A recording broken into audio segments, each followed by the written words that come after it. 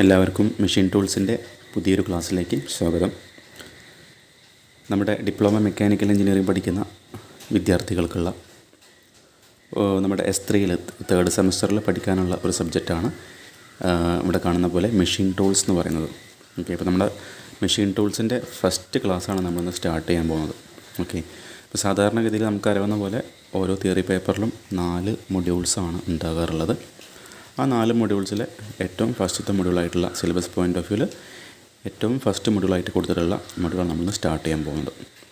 Okay, അപ്പോൾ നമ്മൾ ആ ഒരു മൊഡ്യൂൾ നമുക്ക് സിലബസിൽ നോക്കുന്ന സമയത്ത് മനസ്സിലാക്കാൻ പറ്റുന്ന കാര്യങ്ങൾ പ്രധാനമായിട്ടും 2 തരത്തിലാണ് ടോപ്പിക്സിനെ ഡിവൈഡ് ചെയ്തിട്ടുള്ളത്. ഓക്കെ, അപ്പോൾ ഇവിടെ നിങ്ങൾക്ക് സ്ക്രീനിൽ കാണുന്ന പോലെ ഇവിടെ നോക്കാം. ഒരു മെറ്റൽ കട്ടിംഗ് എന്ന് പറയുന്ന ഒരു പോർഷനും അതുപോലെ തന്നെ ഇതിൽ രണ്ടാമത്തെ സെക്ഷൻ എന്ന് പറയുന്നത് ലേത്ത് മെഷീൻ ആൻഡ് അതിലെ ഓപ്പറേഷൻസാണ്. അപ്പോൾ നമുക്ക് വേണമെങ്കിൽ 2 ചാപ്റ്ററായിട്ട് ഈ ഒരു മൊഡ്യൂളിനെ ഡിവൈഡ് ചെയ്യാവുന്നതാണ്. ഒന്ന് പറഞ്ഞ പോലെ മെറ്റൽ കട്ടിങ്ങും, രണ്ടാമത്തെ നമ്മുടെ ലേത്ത് മെഷീൻ ആൻഡ് ഓപ്പറേഷൻസ് എന്ന് പറയുന്ന ഈ ഒരു ടോപ്പിക്ക്. ഇനി നമ്മൾ പ്രീവിയസ് ഇയർ ക്വസ്റ്റ്യൻ പേപ്പറിലെ ക്വസ്റ്റ്യൻസൊക്കെ നോക്കിക്കഴിഞ്ഞാൽ നമുക്ക് മനസ്സിലാകും 7 മാർക്കിൻ്റെ ക്വസ്റ്റ്യൻസ് എക്സാമിന് ഉണ്ടാകാറുണ്ട് അല്ലേ. നമുക്കറിയാം ഏറ്റവും കൂടുതൽ മാർക്ക് എന്ന് പറഞ്ഞാൽ 7 മാർക്കിൻ്റെ ക്വസ്റ്റ്യൻ ഉണ്ടായിരിക്കാം അല്ലേ. പിന്നെ 3 മാർക്ക് ഉണ്ടായിരിക്കും, പിന്നെ 1 മാർക്കിൻ്റെ ക്വസ്റ്റ്യൻ ഉണ്ടായിരിക്കും. ഓക്കെ, അപ്പോൾ സാധാരണഗതിയിൽ അതായത് നമ്മൾ പറയുകയാണെങ്കിൽ ഇപ്പോൾ ഒരു തിയറി പേപ്പറിൻ്റെ ഒരു പോയിൻ്റ് ഓഫ് വ്യൂവിൽ നോക്കുകയാണെങ്കിൽ പറയുന്ന പോലെ 1 മാർക്കിൻ്റെ 9 ക്വസ്റ്റ്യൻസാണ് ഉണ്ടാകാറുള്ളത്. ഓക്കെ, അപ്പോൾ ടോട്ടൽ 9 ക്വസ്റ്റ്യൻ എന്ന് പറയുമ്പോൾ ആ 4 മൊഡ്യൂളിൽ മിക്കവാറും എല്ലാ മൊഡ്യൂളിൽ നിന്നും മിനിമം 2 ക്വസ്റ്റ്യൻസ് എങ്കിലും ഉണ്ടായിരിക്കും. പിന്നെ ഏതെങ്കിലും ഒരു മൊഡ്യൂളിൽ നിന്നൊക്കെ ആയിരിക്കും എന്തെങ്കിലും ഒരു ക്വസ്റ്റ്യൻ അധികം ഉണ്ടായിരിക്കും. ഇപ്പോൾ നമുക്കിവിടെ 1 × 9 മാർക്കാണ്. 1 മാർക്കിൻ്റെ ക്വസ്റ്റ്യൻസ് നമുക്ക് കിട്ടുന്നുണ്ടായിരിക്കാം. ഇനി 3 മാർക്കിൻ്റെ 10 ക്വസ്റ്റ്യൻസാണ് ക്വസ്റ്റ്യൻ പേപ്പറിൽ ഉണ്ടായിരിക്കുക. ഓക്കെ, അപ്പോൾ നമ്മൾ 3 മാർക്കിൻ്റെ 10 ക്വസ്റ്റ്യനും അറ്റൻഡ് ചെയ്യേണ്ട ആവശ്യമില്ല. അതിലേതെങ്കിലും ഒരു 8 എണ്ണം മാത്രം ചെയ്താൽ മതി. ഓക്കെ, അപ്പോൾ 3 × 10 ചെയ്യേണ്ട ആവശ്യമില്ല. എന്ത് ചെയ്താൽ മതി? 3 × 8, അപ്പോൾ നമുക്ക് 24 മാർക്കായിരിക്കും ആ ഒരു 3 മാർക്കിൻ്റെ ക്വസ്റ്റ്യൻസ് നമുക്ക് മാക്സിമം സ്കോർ ചെയ്യാൻ പറ്റും. അപ്പോൾ നമ്മൾ 10 ക്വസ്റ്റ്യൻ അറ്റൻഡ് ചെയ്താൽ കുഴപ്പമൊന്നുമില്ല. ശ്രദ്ധിക്കേണ്ട കാര്യം ഇപ്പം ഒന്ന് ആലോചിച്ചാൽ മതി. ഇപ്പോൾ 10 ക്വസ്റ്റ്യൻ ഉണ്ട്. അപ്പോൾ നമുക്ക് എല്ലാ ക്വസ്റ്റ്യനും ചിലപ്പം പൂർണ്ണമായിട്ടും കൃത്യമായിട്ടും ആൻസർ ചെയ്യാൻ പറ്റിയെന്ന് വരില്ല. എന്നാൽ ഏറെക്കുറെ മിക്കവാറും എല്ലാത്തിൻ്റെ ആൻസർ ഒരു ഐഡിയ ഉണ്ടെന്ന് വിചാരിക്കാം. അപ്പോൾ നിങ്ങൾക്ക് അങ്ങനെ ഐഡിയ ഉണ്ട്, അതുപോലെ തന്നെ എക്സാം ടൈമിൽ ഒരുപാട് സമയം കിട്ടുന്നുണ്ട് വിചാരിക്കാം. അങ്ങനത്തെ കേസിലൊക്കെ നമുക്ക് എന്ത് ചെയ്യാം, ഈ പറഞ്ഞ പോലെ 10 ക്വസ്റ്റ്യനും അറ്റൻഡ് ചെയ്ത് വെച്ചാൽ സംഭവിക്കുന്നത് എന്താണെന്ന് വെച്ചാൽ, ഇപ്പം ഒരു എക്സാമ്പിൾ പറയാം. ഇപ്പം ക്വസ്റ്റ്യൻ 1, 2, 3, 4, 5, 6, 7, 8, 9, 10 ഞാൻ പറഞ്ഞ പോലെ 10 ക്വസ്റ്റ്യൻസ് ഇവിടെ മാർക്ക് ചെയ്തിട്ടുണ്ട്. ജസ്റ്റ് ഒരു ഐഡിയ കിട്ടാനാണ് അറിയാത്ത ആളുകൾക്ക്. ഇപ്പോൾ നമ്മൾ ഒന്നാമത്തെ ക്വസ്റ്റ്യൻ നമ്മൾ അറ്റൻഡ് ചെയ്തു, നമുക്ക് ഏകദേശം ഒരു 2 മാർക്കാണ് മാക്സിമം കിട്ടിയുള്ളത് വിചാരിക്കാം അല്ലേ. നമ്മൾ 3 മാർക്കിനായിരിക്കും എഴുതിയിട്ടുണ്ടായിരിക്കും, പക്ഷേ നമുക്ക് ചിലപ്പോൾ ലെവലിലെ പോയിൻറ്റ്സൊക്കെ മിക്സ് ആകുമ്പോൾ എന്തായിരിക്കും അവിടെ ചിലപ്പോൾ മാർക്ക് കുറയാനുള്ള ചാൻസ് ഉണ്ടായിരിക്കും. രണ്ടാമത്തെ ക്വസ്റ്റ്യൻ ഒരു 2.5 മാർക്ക് കിട്ടി വിചാരിക്കുക, ഇതിന് 3 മാർക്ക് കിട്ടി വിചാരിക്കുക, ഇതിന് 1 മാർക്ക് കിട്ടുള്ളൂ വിചാരിക്കുക, ഇതിന് 1.5 കിട്ടി വിചാരിക്കുക, ഇതിന് 2 കിട്ടി വിചാരിക്കുക, ഇതിനൊരു 3 കിട്ടി വിചാരിക്കുക, ഇതിന് 3 കിട്ടി വിചാരിക്കുക, ഇതിന് 2.5 കിട്ടി വിചാരിക്കുക, ഇതിന് 1/2 കിട്ടി വിചാരിക്കുക. അപ്പോൾ നമ്മൾ 10 ക്വസ്റ്റ്യനും അറ്റൻഡ് ചെയ്തൊരു കേസാണ് പറയുന്നത്. ഓക്കെ, അപ്പോൾ നമുക്ക് എന്ത് ചെയ്യില്ല, 10 ക്വസ്റ്റ്യൻ്റെയും ഈ കിട്ടിയ മാർക്ക് മൊത്തം ആഡ് ചെയ്യില്ല. എങ്ങനെ സെലക്ട് ചെയ്യുക? ഏറ്റവും ടോപ്പ് മാർക്കുകൾ മാത്രം ചൂസ് ചെയ്യും. അതായത് ഇവിടെ ഒരു 3 മാർക്ക് വന്നിട്ടുണ്ട്, അപ്പോൾ ഒരു ക്വസ്റ്റ്യൻ്റെ മാർക്കായി. ഇവിടെയും 3 ഉണ്ട്, ഇവിടെയും 3 ഉണ്ട്. അപ്പോൾ മൊത്തം 3 ക്വസ്റ്റ്യൻ്റെ മാർക്ക് ഇപ്പോൾ കൂട്ടി. ഇവിടെ 2.5 വന്നിട്ടുണ്ട്, 4 ഇവിടെ 2.5 വന്നിട്ടുണ്ട്, 5 പിന്നെ 2 വന്നിട്ടുണ്ട്, 6 ഇവിടെയും 2 വന്നിട്ടുണ്ട്, 7 ഇവിടെ 1.5 വന്നിട്ടുണ്ട്, 8. ഇപ്പോൾ 8 ക്വസ്റ്റ്യൻ്റെ മാർക്ക് ഇങ്ങനെയായിരിക്കും ഫൈനലി നമുക്ക് ചൂസ് ചെയ്യുന്നുണ്ടായിരിക്കാം. ഓക്കെ, പറഞ്ഞത് ക്ലിയർ ആയി വിചാരിക്കുന്നു. അതായത് നമ്മളിപ്പോൾ ചിലപ്പോൾ എല്ലാവർക്കും ചിലപ്പോൾ എന്ത് ചെയ്യാൻ കഴിയില്ല, ആ ഒരു 3 മാർക്കിൻ്റെ ക്വസ്റ്റ്യൻ അറ്റൻഡ് ചെയ്യുമ്പോൾ 3 മാർക്കും ഈ പറഞ്ഞ പോലെ സ്കോർ ചെയ്യാൻ പറ്റില്ല. ഞാനിവിടെ കാണിച്ച പോലെ ചിലപ്പം അതിൽ വേരിയേഷൻസ് വരുന്നുണ്ടായിരിക്കും. ഓക്കെ, അപ്പോൾ നിങ്ങൾ കഴിയുകയാണെങ്കിൽ 10 ക്വസ്റ്റ്യൻ അറ്റൻഡ് ചെയ്താൽ നന്നായിരിക്കും. കാരണം അതിൽ ഏറ്റവും ബെസ്റ്റ് ഓഫ് മാർക്സാണ്, ബെസ്റ്റ് ഓഫ് 8 അല്ലേ, ഏതെങ്കിലും 8 ബെസ്റ്റ് മാർക്സ് ആയിരിക്കും സെലക്ട് ചെയ്യുന്നുണ്ടായിരിക്കാം. അപ്പോൾ നമ്മൾ കൂട്ടിയൊക്കെ ഏകദേശം എത്ര കിട്ടും ജസ്റ്റ് ഒന്ന് ട്രൈ ചെയ്ത് നോക്കാം.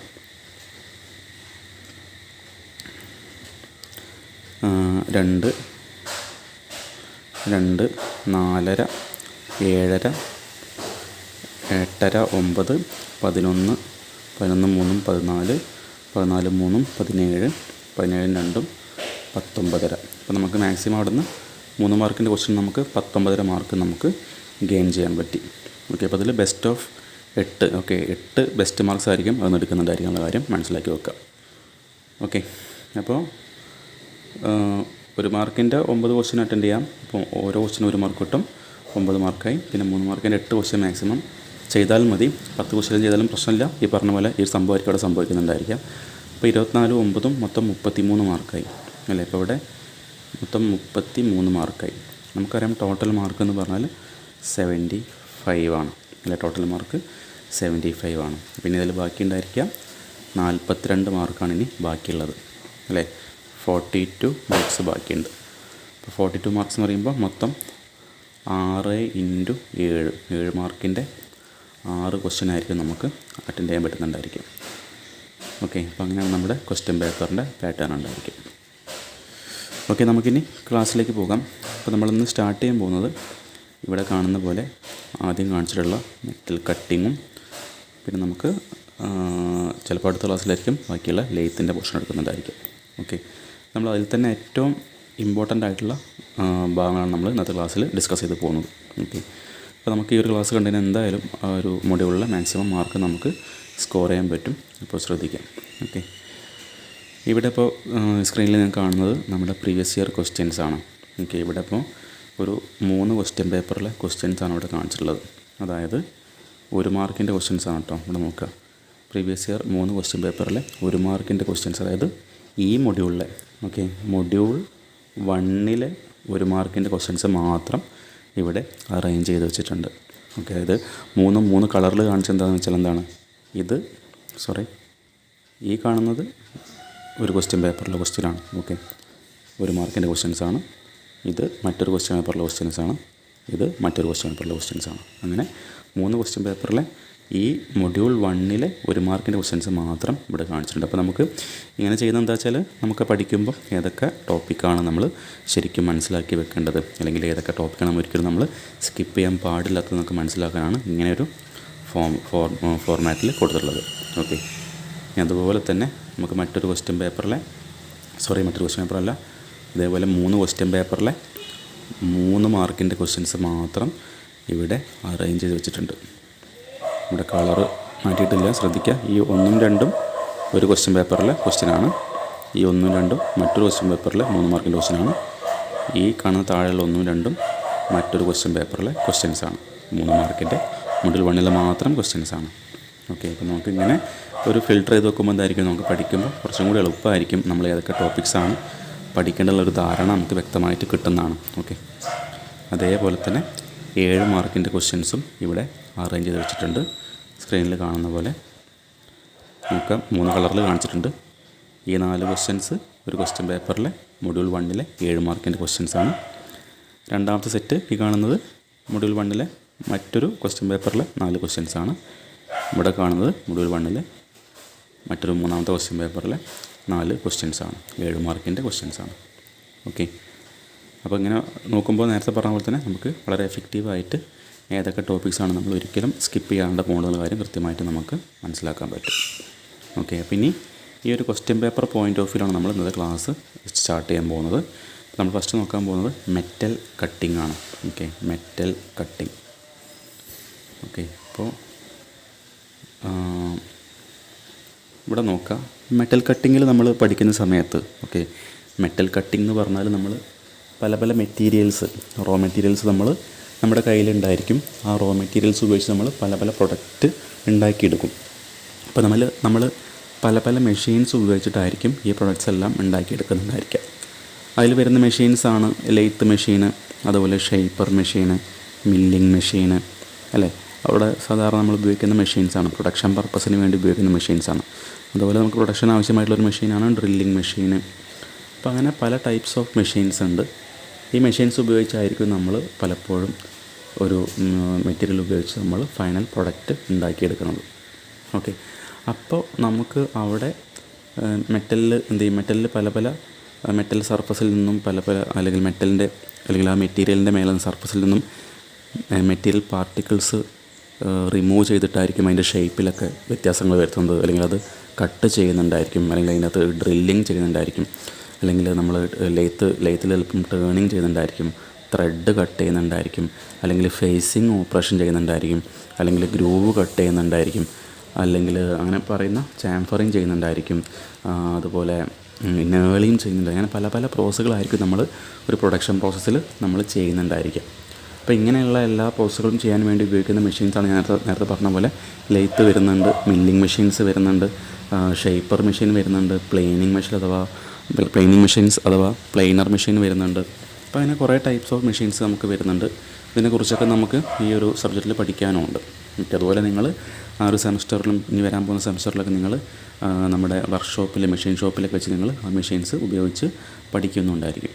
ഓക്കെ, ഇവിടെ മനസ്സിലാക്കേണ്ടത് നമ്മൾ ബേസിക്കലി ഈ മെഷീൻസൊക്കെ എങ്ങനെയൊക്കെയാണ് ഓപ്പറേറ്റ് ചെയ്യുക എന്നുള്ള കാര്യം നമ്മൾ ആ ഒരു ഡിപ്ലോമ കാലഘട്ടത്തിൽ ഇതെല്ലാം പഠിച്ചു വെക്കുക. പക്ഷേ നമ്മൾ ഇന്നത്തെ കാലത്ത് എന്തിൻ്റെ ആവശ്യമില്ല, ഈ പറഞ്ഞ പോലെ ഈ ഒരു പണ്ട് കാലത്ത് ഉപയോഗിച്ചിരുന്ന ഈ പറഞ്ഞ പോലത്തെ മില്ലിങ് മെഷീൻസോ അല്ലെങ്കിൽ ലെയ്ത്ത് മെഷീൻസോ അല്ലെങ്കിൽ പ്ലെയിനിങ് മെഷീൻസോ നമ്മൾ ഇപ്പോൾ ഉപയോഗിക്കേണ്ട ആവശ്യമില്ല. കാരണം മോഡേൺ ഇൻഡസ്ട്രിയിൽ എന്താണ് യൂസ് ചെയ്യുന്നത് വെച്ചാൽ CNC മെഷീൻസാണ് ഉണ്ടായിരിക്കുക.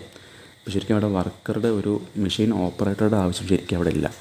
അതായത് ഈ ഇതിനെക്കുറിച്ചൊക്കെ വർക്ക് ചെയ്യാൻ അറിയാവുന്ന അതുപോലെ ഈ മെഷീൻസ് ഉപയോഗിച്ച് അല്ലെങ്കിൽ ഒരു ഡിസൈൻ വെച്ച് നമുക്ക് പ്രോഗ്രാം ചെയ്യാൻ അറിയാമെങ്കിൽ എന്ത് ചെയ്യാൻ പറ്റും, ആ പ്രോഗ്രാം നമുക്ക് CNC മെഷീനിലേക്ക് കൊടുത്തു കഴിഞ്ഞാൽ നമുക്ക് എന്ത് ചെയ്യാം, നമുക്ക് CNC മെഷീനിൽ പ്രോഗ്രാം കൊടുത്തു കഴിഞ്ഞാൽ ഓട്ടോമാറ്റിക്കലി എന്ത് ചെയ്യും, CNC മെഷീൻ തന്നെ ആ പ്രോഗ്രാമിനനുസരിച്ചുള്ള ഡിസൈനിൽ എന്ത് ചെയ്യും, നമുക്ക് പ്രൊഡക്ട്സ് ഉണ്ടാക്കി തരും ഓട്ടോമാറ്റിക്കലായിട്ട്.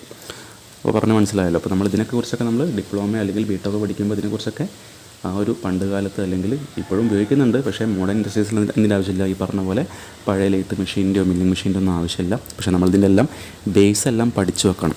ഇതിൻ്റെ എല്ലാം ഡെവലപ്മെൻറ്റാണ് നമുക്ക് ഫൈനലി ഇപ്പോൾ കിട്ടിയിട്ടുള്ള CNC മെഷീൻസൊക്കെ. ഓക്കെ, അപ്പോൾ ലെയ്ത്ത് ആയാലും മില്ലിങ് മെഷീൻ ആയാലും ഡ്രില്ലിങ് മെഷീൻ ആയാലും അല്ലെങ്കിൽ പ്ലെയിനിങ് മെഷീനൊക്കെ ആയാലും എന്താണ്, അതെല്ലാം പണ്ട് കാലത്ത് അല്ലെങ്കിൽ ഇപ്പോഴും ഉപയോഗിച്ചു കൊണ്ടിരിക്കുന്ന എന്താ പറയുക നമ്മളൊരു മാനുവലായിട്ട് ഉപയോഗിക്കുന്ന മെഷീൻസാണ്.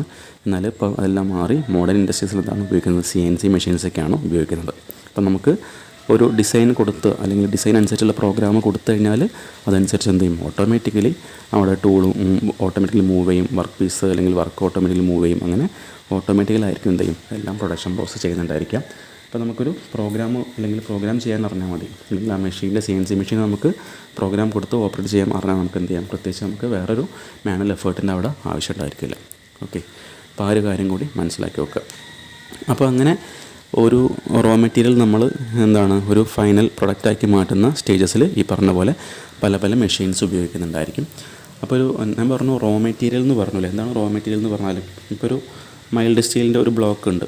ഓക്കെ, ഇങ്ങനെ ഒരു ബ്ലോക്ക് ഉണ്ട്. നമുക്ക് എന്ത് ചെയ്യണം, ഈ ബ്ലോക്കിൻ്റെ ഷേപ്പ് നമുക്ക് കട്ട് ചെയ്തിട്ടപ്പോൾ ഇങ്ങനെ മാറ്റിയെടുക്കണം വിചാരിക്കുക. ഇതിൻ്റെ ഷേപ്പ് ഇങ്ങനെ കട്ട് ചെയ്ത്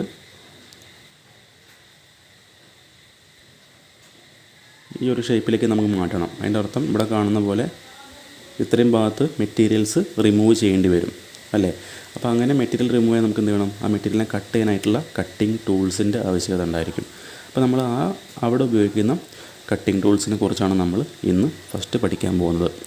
അപ്പോൾ അതിൻ്റെ പേരാണ് സിംഗിൾ പോയിൻ്റ് കട്ടിങ് ടൂൾ എന്ന് പറയുന്നത്. Okay, single point cutting tool. അപ്പോൾ നമുക്കത് സിംഗിൾ പോയിൻ്റാണ് അല്ലേ. സിംഗിൾ പോയിൻ്റ് എന്ന് പറഞ്ഞാൽ ഒറ്റ പോയിൻ്റ്, കട്ടിങ് ടൂളിൻ്റെ ഒരു പോയിൻ്റിലാണ് അവിടെ കട്ടിങ് ആക്ഷൻ നടക്കുന്നുണ്ടായിരിക്കും, അല്ലെങ്കിൽ ഒരു റീജിയനിലായിരിക്കും കട്ടിങ് ആക്ഷൻ നടക്കുന്നുണ്ടായിരിക്കും. അതേപോലെ തന്നെ മൾട്ടി പോയിൻ്റ് കട്ടിങ് ടൂൾസ് ഉണ്ട്. Okay, multi point cutting tools ഉണ്ട്. അതിന് എക്സാമ്പിളാണ് നമ്മുടെ ഡ്രില്ലിങ് മെഷീനിൽ ഉപയോഗിക്കുന്ന ഡ്രിൽ ബിറ്റുകളൊക്കെ. നിങ്ങൾ കണ്ടിട്ടുണ്ടായിരിക്കും ഇങ്ങനെ ഒരു ഗ്രൂവ് ഷേപ്പിലുള്ള ഇങ്ങനെയുള്ള ഡ്രില്ലിങ് മെഷീൻസിൽ ഉപയോഗിക്കുന്ന ഡ്രിൽ ബിറ്റ് നിങ്ങൾ കണ്ടിട്ടുണ്ടായിരിക്കും. ഓക്കെ, അപ്പോൾ അതിൻ്റെ മൾട്ടിപ്പിൾ എഡ്ജസിലാണ് അവിടെ കട്ടിങ് ആക്ഷൻ നടക്കുന്നുണ്ടായിരിക്കുക. സോ അതിൻ്റെ പേര് മൾട്ടി പോയിൻ്റ് കട്ടിങ് ടൂളാണ്. ഓക്കെ, അപ്പോൾ നമ്മൾ ഇന്ന് നോക്കാൻ പോകുന്നത് നമ്മുടെ സിംഗിൾ പോയിൻ്റ് കട്ടിങ് ടൂളിനെ കുറിച്ചാണ് ഫസ്റ്റ് നമ്മൾ നോക്കാൻ പോകുന്നത്. അപ്പോൾ ഇതിൽ മനസ്സിലാക്കേണ്ട കാര്യം, ഞാൻ നേരത്തെ പറഞ്ഞ പോലെ എക്സാം പോയിൻ്റ് ഓഫ് വ്യൂവിൽ നമുക്ക് മൊഡ്യൂൾ 1 സ്ഥിരമായിട്ട് ചോദിക്കുന്ന 7 മാർക്കിൻ്റെ ഒരു ക്വസ്റ്റ്യനാണ് ഈ പറഞ്ഞ പോലെ സിംഗിൾ പോയിൻ്റ് കട്ടിങ് ടൂളിൻ്റെ ഈ കാണുന്ന ഫിഗേഴ്സ് വരച്ച് ഈ ഫിഗറിൽ കാണിച്ചിരിക്കുന്ന പല പല ടേംസുകൾ മാർക്ക് ചെയ്യാനും അതിനെക്കുറിച്ച് എഴുതാനൊക്കെ നമുക്ക് 7 മാർക്കിന് സാധാരണയായിട്ട് ചോദിക്കാറുണ്ട്. നമ്മൾ കോമൺ ആയിട്ട് നോമൻ ക്ലേച്ചർ എന്നാണ് പറയാം. ഒരു സിംഗിൾ പോയിൻ്റ് കട്ടിങ് ടൂളിൻ്റെ നോമൻ ക്ലേച്ചർ എന്ന് പറഞ്ഞാൽ നമ്മൾ ഇതുപോലെ വരച്ചിട്ട് ചെയ്യണം, അതിൽ വരുന്ന ഓരോ ആംഗിൾസിനെ കുറിച്ചും ഓരോ ഭാഗങ്ങളെക്കുറിച്ചും നമ്മൾ ഡീറ്റെയിൽ ആയിട്ട് വരച്ച് മാർക്ക് ചെയ്യണം. അപ്പോൾ സാധാരണ ഇതിൽ ഞാൻ പറഞ്ഞ പോലെ 7 മാർക്കാണ് നമുക്ക് എക്സാം പോയിൻ്റ് ഓഫ് വ്യൂലൊക്കെ ഈ ക്വസ്റ്റ്യൻസ് ഉണ്ടാകാറുള്ളത്. ഓക്കെ, അപ്പോൾ നമുക്ക് ആദ്യമായിട്ട് ഈ ഒരു ടോപ്പിക് കാണുന്ന ഒരാൾക്ക് എന്തായിരിക്കും, ഇത് കാണുമ്പോൾ വളരെ കോംപ്ലിക്കേറ്റഡായി തോന്നുന്നുണ്ടായിരിക്കും. ഓക്കെ, പക്ഷേ പേടിക്കേണ്ട ആവശ്യമില്ല. നമ്മൾ ഓരോ ഭാഗവും കൃത്യമായിട്ട് മനസ്സിലാക്കി വെച്ച് നമുക്ക് വളരെ ഈസി ആയിട്ട് ചിലപ്പം ഇന്നത്തെ ക്ലാസ് കൊണ്ട് നമുക്ക് എന്ത് ചെയ്യാൻ പറ്റും, അതിൽ ഓരോ ഭാഗത്തിനെ കുറിച്ച് മനസ്സിലാക്കാനും ഓരോ ആംഗിൾസിനെ കുറിച്ച് മനസ്സിലാക്കാനും അത് നമ്മുടെ മനസ്സിലേക്ക് പതിക്കാനും സഹായിക്കും. ഓക്കെ, അപ്പോൾ ഇങ്ങനെ കാണുമ്പോൾ ഇത് ഒരു ബൈ ഹാർട്ട് പഠിക്കുന്ന സംഭവം തന്നെയാണ്. പക്ഷേ അത് മനസ്സിലാക്കി വെച്ച് പഠിച്ചതിന് നമുക്ക് സ്വന്തമായിട്ട് ഇങ്ങനെ വരച്ചിട്ട് നമുക്ക് ഓരോ ആംഗിൾസും കൃത്യമായിട്ട് മാർക്ക് ചെയ്യാനുള്ള ഒരു എബിലിറ്റി നിങ്ങൾക്ക് കിട്ടും. ഇനി നിങ്ങൾ ഈ ക്ലാസ് മുഴുവനായിട്ടും കാണുക. ഓക്കെ,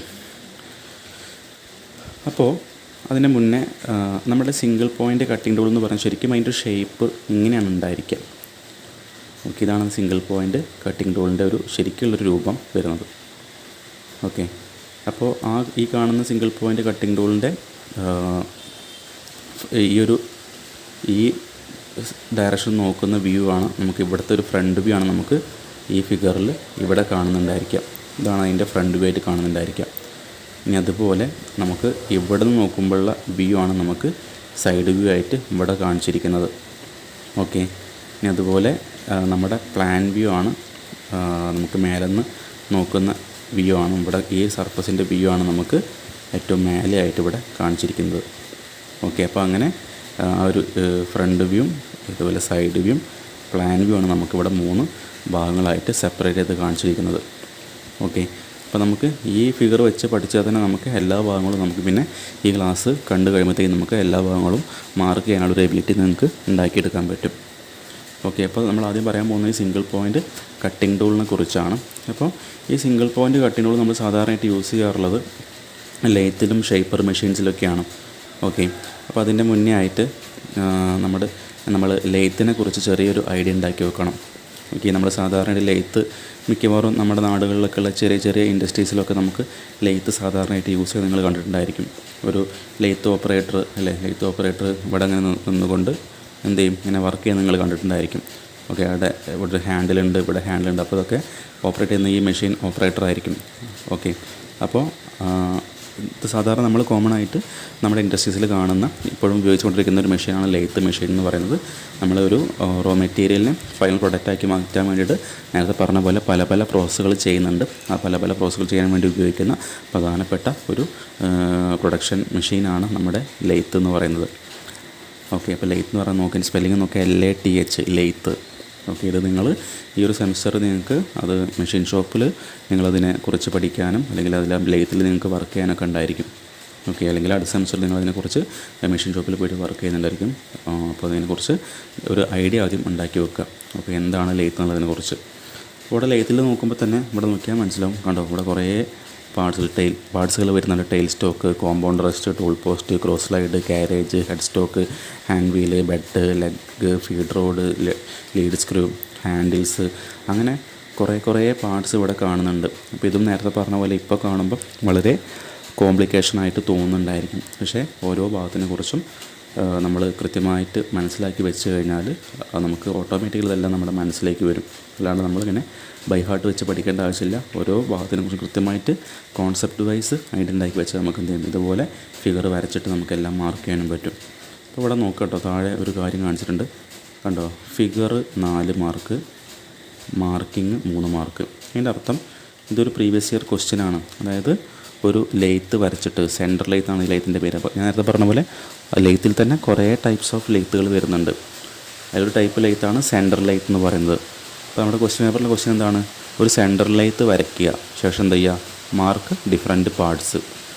ഇവിടെ കാണുന്ന പോലെ സെൻറ്റർ ലെയ്ത്ത് വരയ്ക്കുക, ശേഷം ഈ കാണുന്ന ഓരോ പാർട്സുകളും മാർക്ക് ചെയ്യുക. ഓക്കെ, അപ്പോൾ അത്രയും പാർട്സിൽ മാർക്ക് ചെയ്ത് വരച്ചു കഴിഞ്ഞാൽ നമുക്ക് 7 മാർക്കാണ് ഈസി ആയിട്ട് സ്കോർ ചെയ്യാൻ പറ്റുന്നത്. ഓക്കെ, അപ്പോൾ ഞാൻ നേരത്തെ പറഞ്ഞ പോലെ ഇപ്പോൾ അത് കാണുമ്പോൾ ഒന്നും അറിയാത്തൊരാൾക്ക് എന്തായിരിക്കും, വളരെ കോംപ്ലിക്കേറ്റഡ് ആയിട്ട് തോന്നുന്നുണ്ടായിരിക്കും. പക്ഷേ നിങ്ങൾക്ക് ഈ ക്ലാസ് കണ്ടു കഴിയുമ്പോഴത്തേക്ക് ഇതിനെക്കുറിച്ചൊക്കെ അത്യാവശ്യം ഒരു ധാരണ ഉണ്ടാവുകയും പല പല പാർട്സിൻ്റെ പേര് നമുക്ക് ക്ലാസ് കഴിയുമ്പോഴത്തേക്ക് നമ്മുടെ മനസ്സിലേക്ക് പതിയാനും ചാൻസ് ഉണ്ട്. ഓക്കെ, അപ്പോൾ അതുപോലെ നിങ്ങൾ ഈ ക്ലാസ് കണ്ടു കഴിഞ്ഞാൽ ചെയ്യേണ്ട ഒരു കാര്യം എന്ന് പറഞ്ഞാൽ നിങ്ങൾക്ക് നിങ്ങളുടെ മനസ്സിൽ അപ്പോൾ രജിസ്റ്റർ ആയിട്ടുള്ള അല്ലെങ്കിൽ നിങ്ങളുടെ മെമ്മറിയിലേക്ക് പതിഞ്ഞിട്ടുള്ള ലെയ്ത്തിൻ്റെ പാർട്സുകളുടെ പേരൊക്കെ ഒന്ന് ജസ്റ്റ് കമൻറ്റ് ചെയ്യുക. അതേപോലെ തന്നെ നമ്മൾ നേരത്തെ പറഞ്ഞ പോലെ ഈ സിംഗിൾ പോയിൻ്റ് കട്ടിംഗ് ടൂളുണ്ട്. അപ്പോൾ നിങ്ങളുടെ മനസ്സിലേക്ക് പതിഞ്ഞിട്ടുള്ള സിംഗിൾ പോയിൻ്റ് കട്ടിംഗ് ടൂളിൻ്റെ ഭാഗങ്ങൾ അല്ലെങ്കിൽ ആംഗിൾസ് അപ്പോൾ നിങ്ങൾക്ക് നോക്കിയിട്ട് ചെയ്യേണ്ട ആവശ്യമില്ല. നിങ്ങൾ ഈ ഒരു ക്ലാസ് കണ്ടു കഴിഞ്ഞിട്ട് അവസാനം നിങ്ങളുടെ മെമ്മറിയിൽ ഏതൊക്കെ ആംഗിൾസിൻ്റെ പേരാണ് ഓർമ്മ ഉള്ളത്, ആ ആംഗിൾസിൻ്റെ പേരൊക്കെ ഒന്ന് ജസ്റ്റ് ഒന്ന് കമൻറ്റ് ചെയ്യുക.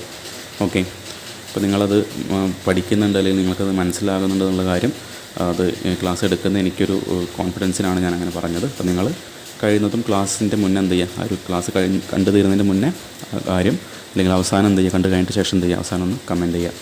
ഓക്കെ, ഇപ്പോൾ ഞാൻ പറഞ്ഞ പോലെ ഇപ്പോൾ നമ്മൾ ഈ ലെയ്ത്തിനെ കുറിച്ചും അതുപോലെ ആ ലെയ്ത്തിൽ ഉപയോഗിക്കുന്ന ഈ സിംഗിൾ പോയിൻ്റ് കട്ടിംഗ് ടൂളിനെ കുറിച്ച് നമുക്ക് നോക്കാം. ഓക്കെ, അപ്പോൾ അത് ഒന്നും കൂടി വ്യക്തമാക്കാനായിട്ട് അല്ലെങ്കിൽ മനസ്സിലാക്കാനായിട്ട് നമുക്ക് ജസ്റ്റ് വേണമെങ്കിൽ അതിൻ്റെ ഒരു ആനിമേഷൻ കാണാവുന്നതാണ്. അപ്പോൾ നമുക്ക് നേരെ ആനിമേഷൻ വ്യൂയിലേക്ക് പോകാം. ഓക്കെ,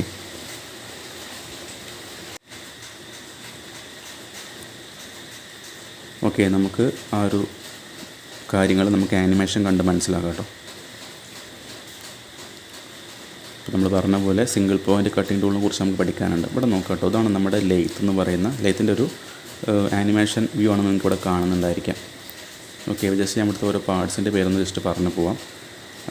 നമ്മുടെ ഈ ഒരു റൈറ്റ് ഹാൻഡിൽ കാണുന്ന ഈ ഒരു വലിയൊരു റെക്റ്റാങ്കിൾ ഷേപ്പിലുള്ള അല്ലെങ്കിൽ ഈ കാണുന്നൊരു ബ്ലോക്ക് ഉണ്ടല്ലോ, അതിൻ്റെ പേരാണ് ഹെഡ് സ്റ്റോക്ക്. ഓക്കെ, ഇവിടെ മനസ്സിലാക്കേണ്ടത് നമ്മുടെ മെഷീൻ ഓപ്പറേറ്റർ ഈ സൈഡിലാണ് നിൽക്കുക കേട്ടോ. ഓക്കെ, മെഷീൻ ഓപ്പറേറ്റർ ഇവിടുന്ന് അങ്ങോട്ട് നോക്കിയിട്ടാണ് വർക്ക് ചെയ്യുക കേട്ടോ. അയാളുടെ വിഷൻ അങ്ങോട്ടാണ്, അല്ലാണ്ട് അപ്പുറത്തുനിന്ന് ഇങ്ങോട്ടല്ല കേട്ടോ. ഇവിടുന്ന് അങ്ങോട്ട് അയാൾ നോക്കുന്നുണ്ടായിരിക്കും കേട്ടോ. ഇത് ഇയാളുടെ ബാക്കാണ് കേട്ടോ, മെഷീൻ ഓപ്പറേറ്ററുടെ ബാക്കാണ് ഈ കാണുന്നത്. ഓക്കെ, തലേൻ്റെ ബാക്കാണ് കേട്ടോ ഇത് കാണുന്നത്. ഒരു തൊപ്പി വെച്ച പോലെ വരയ്ക്കും. അപ്പം ഒന്നും കൂടി ക്ലിയർ ആവും.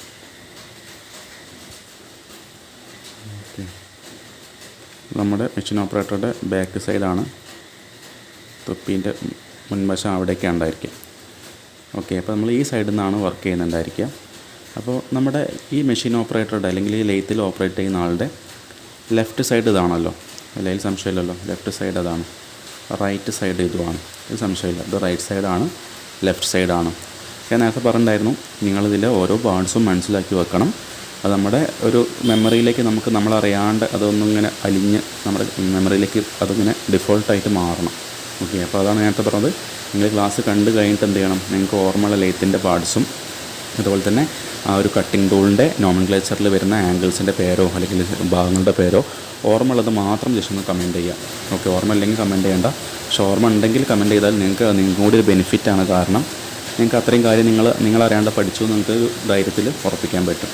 ഓക്കെ, ഇവിടെ മനസ്സിലാക്കേണ്ടത് ലെഫ്റ്റ് സൈഡാണ് കേട്ടോ. ഇത് ലെഫ്റ്റ് സൈഡ്, ഇത് റൈറ്റ് സൈഡ്. സാധാരണഗതിയിൽ ഇങ്ങനെയൊന്നും ആരും ഒരു ടോപ്പിക്ക് പറയാറുണ്ടായിരിക്കില്ല ലെഫ്റ്റും റൈറ്റ് എന്ന് വെച്ച്. ഞാൻ ജസ്റ്റ് പറയുന്നത് എന്താ വെച്ചാൽ നമുക്ക് ഓർമ്മ കിട്ടാൻ വേണ്ടിയിട്ടാണ്. ഓക്കെ, അപ്പോൾ മഴ ശക്തമായിട്ട് പെയ്യുന്നുണ്ട്. അപ്പോൾ അതിൻ്റെ ഒരു സൗണ്ട് ഡിസ്റ്റർബൻസ് ഉണ്ടായിരിക്കും. ഇപ്പോൾ ഒന്ന് അഡ്ജസ്റ്റ് ചെയ്യാം കേട്ടോ. അപ്പോൾ ഈ നിൽക്കുന്ന ഓപ്പറേറ്ററുടെ ലെഫ്റ്റും റൈറ്റും നിങ്ങൾക്ക് മനസ്സിലായെന്ന് വിചാരിക്കുന്നു. ഇനി ഓർത്ത് വെക്കേണ്ടത് ഇയാളുടെ ഏറ്റവും ലെഫ്റ്റിൽ വരുന്ന ലെയ്ത്തിൻ്റെ ഭാഗമാണ് എന്താണ്, ഹെഡ് സ്റ്റോക്ക്. ഓക്കെ, ഈ കാണുന്ന ഇത്രയും വരുന്ന ബ്ലോക്കാണ് ഹെഡ് സ്റ്റോക്ക് എന്ന് പറയുന്നത്. ഞാൻ ജസ്റ്റ് ഇവിടെ എല്ലാം ഇവിടെ 6 മാർക്ക് ചെയ്യാം കേട്ടോ. നമുക്കധികം കുറേ കാര്യങ്ങൾ മാർക്ക് ചെയ്യാനുണ്ട്. ഇപ്പോൾ നോക്കുക, ഇയാളുടെ ലെഫ്റ്റ് സൈഡിൽ വരുന്ന ഈ കാണുന്ന ഈ ബ്ലോക്ക് ഉണ്ടല്ലോ, ഇതാണ് ഹെഡ് സ്റ്റോക്ക് എന്ന് പറയുന്ന ഭാഗം. ഓക്കെ, ഈ ഒരു ബ്ലോക്കിൻ്റെ പേരാണ് ഹെഡ് സ്റ്റോക്ക്. ബ്ലോക്ക് അല്ല, അതിൻ്റെ അകത്ത് കുറേ കാര്യങ്ങളൊക്കെ ഉണ്ട്. ജസ്റ്റ് ഒന്ന് മനസ്സിലാക്കുക, ലെഫ്റ്റിൽ വരുന്ന ആ ഒരു ഭാഗത്തിൻ്റെ പേരാണ് ഹെഡ് സ്റ്റോക്ക്. ഓക്കെ, അപ്പോൾ അതിന് ഓർത്തൊക്കെ വേണമെങ്കിൽ ഇങ്ങനെ ചെയ്യാം കേട്ടോ. അതായത് ഇപ്പോൾ തോന്നിയൊരു ഐഡിയ ആണ്, ഇത് എല്ലാണ്, ഇതിൻ്റെ ഫസ്റ്റ് ലെറ്റർ എച്ച് ആണ് അല്ലേ, LH അല്ലേ, LH എന്ന് ഓർത്ത് വെക്കുക. LH ഇങ്ങനെ ഓർത്ത് വെക്കുക, ലേഡീസ് ഹോസ്റ്റൽ അല്ലേ. സാധാരണ നമ്മൾ കോളേജിൽ പഠിക്കുമ്പോൾ ലേഡീസ് ഹോസ്റ്റൽ എന്ന് പറയുമ്പോൾ കേൾക്കാൻ രസമുള്ളൊരു പേരാണ് അല്ലേ. അപ്പോൾ LH എന്ന് ഓർത്ത് വെക്കുക അല്ലേ. LH എന്ന് പറഞ്ഞാൽ ലെഫ്റ്റ് സൈഡിലുള്ള ഭാഗം LH. H ആരാണ്, H ഫോർ ഹോസ്റ്റലല്ല, ഹെഡ് സ്റ്റോക്കാണ് കേട്ടോ, മറക്കരുത്. ഹോസ്റ്റലല്ല, ഹെഡ് സ്റ്റോക്കാണ്. അപ്പോൾ ആ ഒരു കാര്യം നിങ്ങളുടെ മനസ്സിലേക്ക് രജിസ്റ്റർ ആയെന്ന് വിചാരിക്കുന്നു. ലെഫ്റ്റ് സൈഡിലുള്ള ഏറ്റവും എൻഡിലുള്ള ഭാഗമാണ് ഹെഡ് സ്റ്റോക്ക്. ഓക്കെ, ഇനി നമുക്ക് അടുത്ത ഭാഗം നോക്കാം കേട്ടോ. അപ്പോൾ LH. ഇനി റൈറ്റ് സൈഡിൽ വരുന്ന ഏറ്റവും എൻഡിൽ വരുന്ന ഇയാൾ ആരാണ്? ഇയാൾ നോക്കട്ടെ, അതിൻ്റെ ഒരു ഷേപ്പൊക്കെ ഒന്ന് മനസ്സിലേക്ക് ഒന്ന് പതിപ്പിക്കുക. ഇതാണ് എൻ്റെ ഒരു ഷേപ്പ്. അതിൻ്റെ പേരാണ് tail stock. Tail stock. Okay, tail stock. അപ്പോൾ ഇത് ഹെഡ് സ്റ്റോക്ക്, ഇത് ടെയിൽ സ്റ്റോക്ക്. ഹെഡും ടെയിലും അല്ലേ. തലയും വാലും. അപ്പോൾ പരസ്പരം അങ്ങനെ കണക്ട് ചെയ്ത് പഠിച്ചൂടെ? ഇതൊക്കെ ഇപ്പോൾ തോന്നുന്ന ഒരു ഐഡിയ ആണ് കേട്ടോ. ഞാനിങ്ങനെ പറഞ്ഞുകൊണ്ടിരിക്കുമ്പോൾ തോന്നുന്ന ഐഡിയ ആണ്. ഇതുവരെ എവിടെ അപ്ലൈ ചെയ്യാത്ത ഐഡിയ ആണ്. ഹെഡും ടൈലും എന്ന് പറയുമ്പോൾ ആ രീതിയിൽ ഓർത്ത് വെക്കുക അല്ലേ. ഇത് ഹെഡ്, തല, ഇത് വാല്. സ്റ്റോക്ക് എന്ന് മറക്കില്ലല്ലോ, സ്റ്റോക്ക്. നിങ്ങൾ 2 പാർട്സിൻ്റെ പേര് നിങ്ങൾക്ക് മനസ്സിലേക്ക് പതിഞ്ഞു എന്ന് ഞാൻ വിശ്വസിക്കുന്നു. LH എന്ന് ഓർത്ത് വെക്കുമെന്നെങ്കിൽ LH വെച്ച് എന്ത് ചെയ്യാം? H for head stock. ഇത് ഹെഡാണെങ്കിൽ ഇപ്പറുള്ള ആൾ ടെയിൽ, റൈറ്റ് സൈഡിലുള്ള ആൾ ടെയിൽ. അല്ലെങ്കിൽ വേണമെങ്കിൽ RT എന്ന് ഓർത്ത് വെക്കാം. അപ്പോൾ RT എന്ന് പറയുമ്പോൾ പ്രത്യേകിച്ച് നിങ്ങൾക്ക് എന്തെങ്കിലും വേർഡ്സോ എന്തെങ്കിലും കാര്യങ്ങളോ ഓർമ്മ വരുന്നുണ്ടെങ്കിൽ R for railway, T for ticket, railway ticket. ഞാൻ ഓർത്ത് വെക്കുമ്പോൾ R ഫോർ റെയിൽവേനെ റൈറ്റ് സൈഡത്ത്, R, T ഫോർ ടിക്കറ്റ് അല്ല, T ഫോർ ടെയിൽ സ്റ്റോക്ക്. നിങ്ങൾക്ക് അങ്ങനെ വേണമെങ്കിൽ ഓർത്ത് വെക്കാവുന്നതാണ്. അപ്പോൾ നിങ്ങൾക്ക് ഏകദേശം 2 പാർട്ടിൻ്റെ പേര് നിങ്ങൾക്ക് മനസ്സിലേക്ക് രജിസ്റ്റർ ആയിട്ടുണ്ടെന്ന് വിശ്വസിക്കുന്നു. ഓക്കെ, ഇനി അടുത്ത വരുന്ന മറ്റൊരു പ്രധാനപ്പെട്ട ഭാഗമാണ് എന്താണ്? ബെഡ്. ഓക്കെ, ബെഡാണ്, ബെഡ്. അപ്പോൾ ഇനി പറയാൻ പോകുന്ന കാര്യം ഇപ്പോൾ തോന്നിയ കാര്യമാണ് അല്ലേ. ഇത് ബെഡ് എന്ന് പറയുമ്പോൾ അല്ല, ഒരാൾ ഇവിടെ കിടക്കുന്നവർ സങ്കല്പിച്ചാൽ പോരെ. ഒരാൾ ഇവിടെ ഇങ്ങനെ കിടക്കുകയാണ്, അയാളുടെ തല ഇവിടെ കണ്ടോ, ഹെഡ്, അല്ല കൈ ഇവിടെ ഉണ്ട്. ആളാക്കേണ്ട ഒരു കുരങ്ങനാക്കാം. കുരങ്ങനാകുമ്പോൾ വാലുണ്ടോ അല്ലേ, കുരങ്ങൻ്റെ വാലിത് അവിടെ ഉണ്ട്. ഓക്കെ, അപ്പോൾ നിങ്ങൾക്ക് അങ്ങനെ ഓർത്ത് വെക്കുക. ഈ കുരങ്ങൻ ബെഡിലാണ് കിടക്കുന്നത്. ഏതാണ് ബെഡ്? താഴെ കാണുന്ന ഈ ഒരു ഭാഗമാണ് ബെഡ് എന്ന് പറഞ്ഞാൽ. അപ്പം ബെഡ് ഓർത്ത് വെക്കുക. ഓക്കെ, അപ്പോൾ ടൈൽ സ്റ്റോക്കായി, ഹെഡ് സ്റ്റോക്കായി, ബെഡായി. ഓക്കെ, ബെഡ് എന്ന് പറഞ്ഞാൽ ശരിക്കും ഈ വരുന്ന ഭാഗമാണ് കേട്ടോ. ഈ ഒരു സർഫസിൻ്റെ ഭാഗമാണ് ശരിക്കും ബെഡ് എന്ന് പറഞ്ഞാൽ. ഓക്കെ, ആ ബെഡ് കൂടെ നമുക്ക് എന്ത് ചെയ്യാൻ പറ്റുമെന്ന് വെച്ചാലേ, ഈ കാണുന്ന ടൈൽ സ്റ്റോക്ക് ഉണ്ടല്ലോ, നമുക്കിതിനെ മൂവ് ചെയ്യിക്കാൻ പറ്റും. ഇതിനങ്ങോട്ട് മൂവ് ചെയ്യിക്കാൻ പറ്റും. ഈ എൻഡ് വരെ ഇത് മുട്ടുന്നത് വരെ നമുക്ക് ഈ സാധനം അങ്ങോട്ട് മൂവ് ചെയ്യാൻ പറ്റും.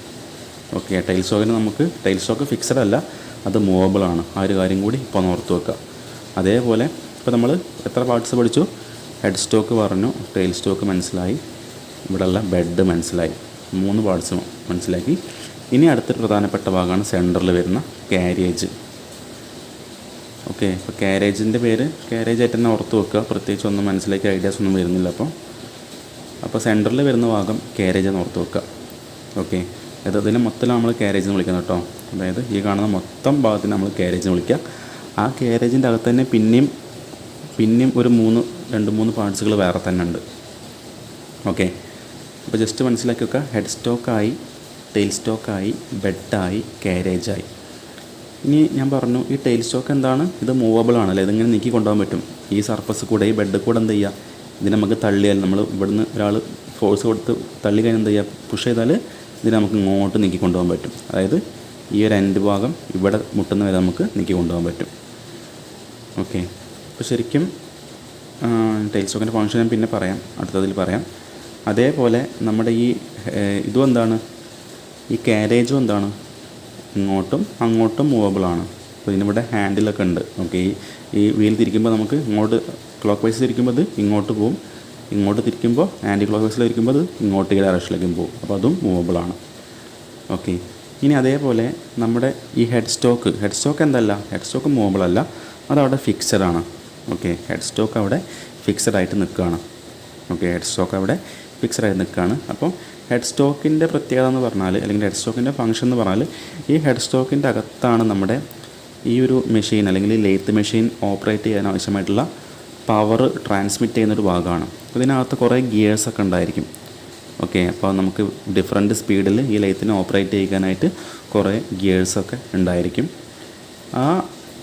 അതുപോലെ തന്നെ ഇതിൻ്റെ സെൻറ്ററിലൂടെ ഒരു സ്പിൻഡിൽ ഉണ്ടായിരിക്കും. സ്പിൻഡിൽ എന്ന് പറഞ്ഞാൽ ഒരു എന്താ പറയുക, ഒരു പൈപ്പ് പോലത്തെ ഭാഗം സ്പിൻഡിൽ ഉണ്ടായിരിക്കും.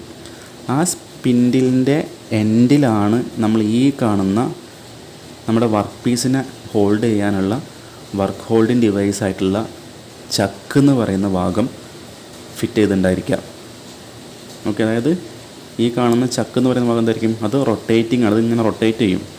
അത് നമുക്ക് ക്ലോക്ക് വൈസിലും ആൻറ്റി ക്ലോക്ക് വൈസിലും നമുക്ക് സ്വിച്ച് വെച്ച് എന്ത് ചെയ്യാം, അതിനെ തിരിക്കാൻ പറ്റും.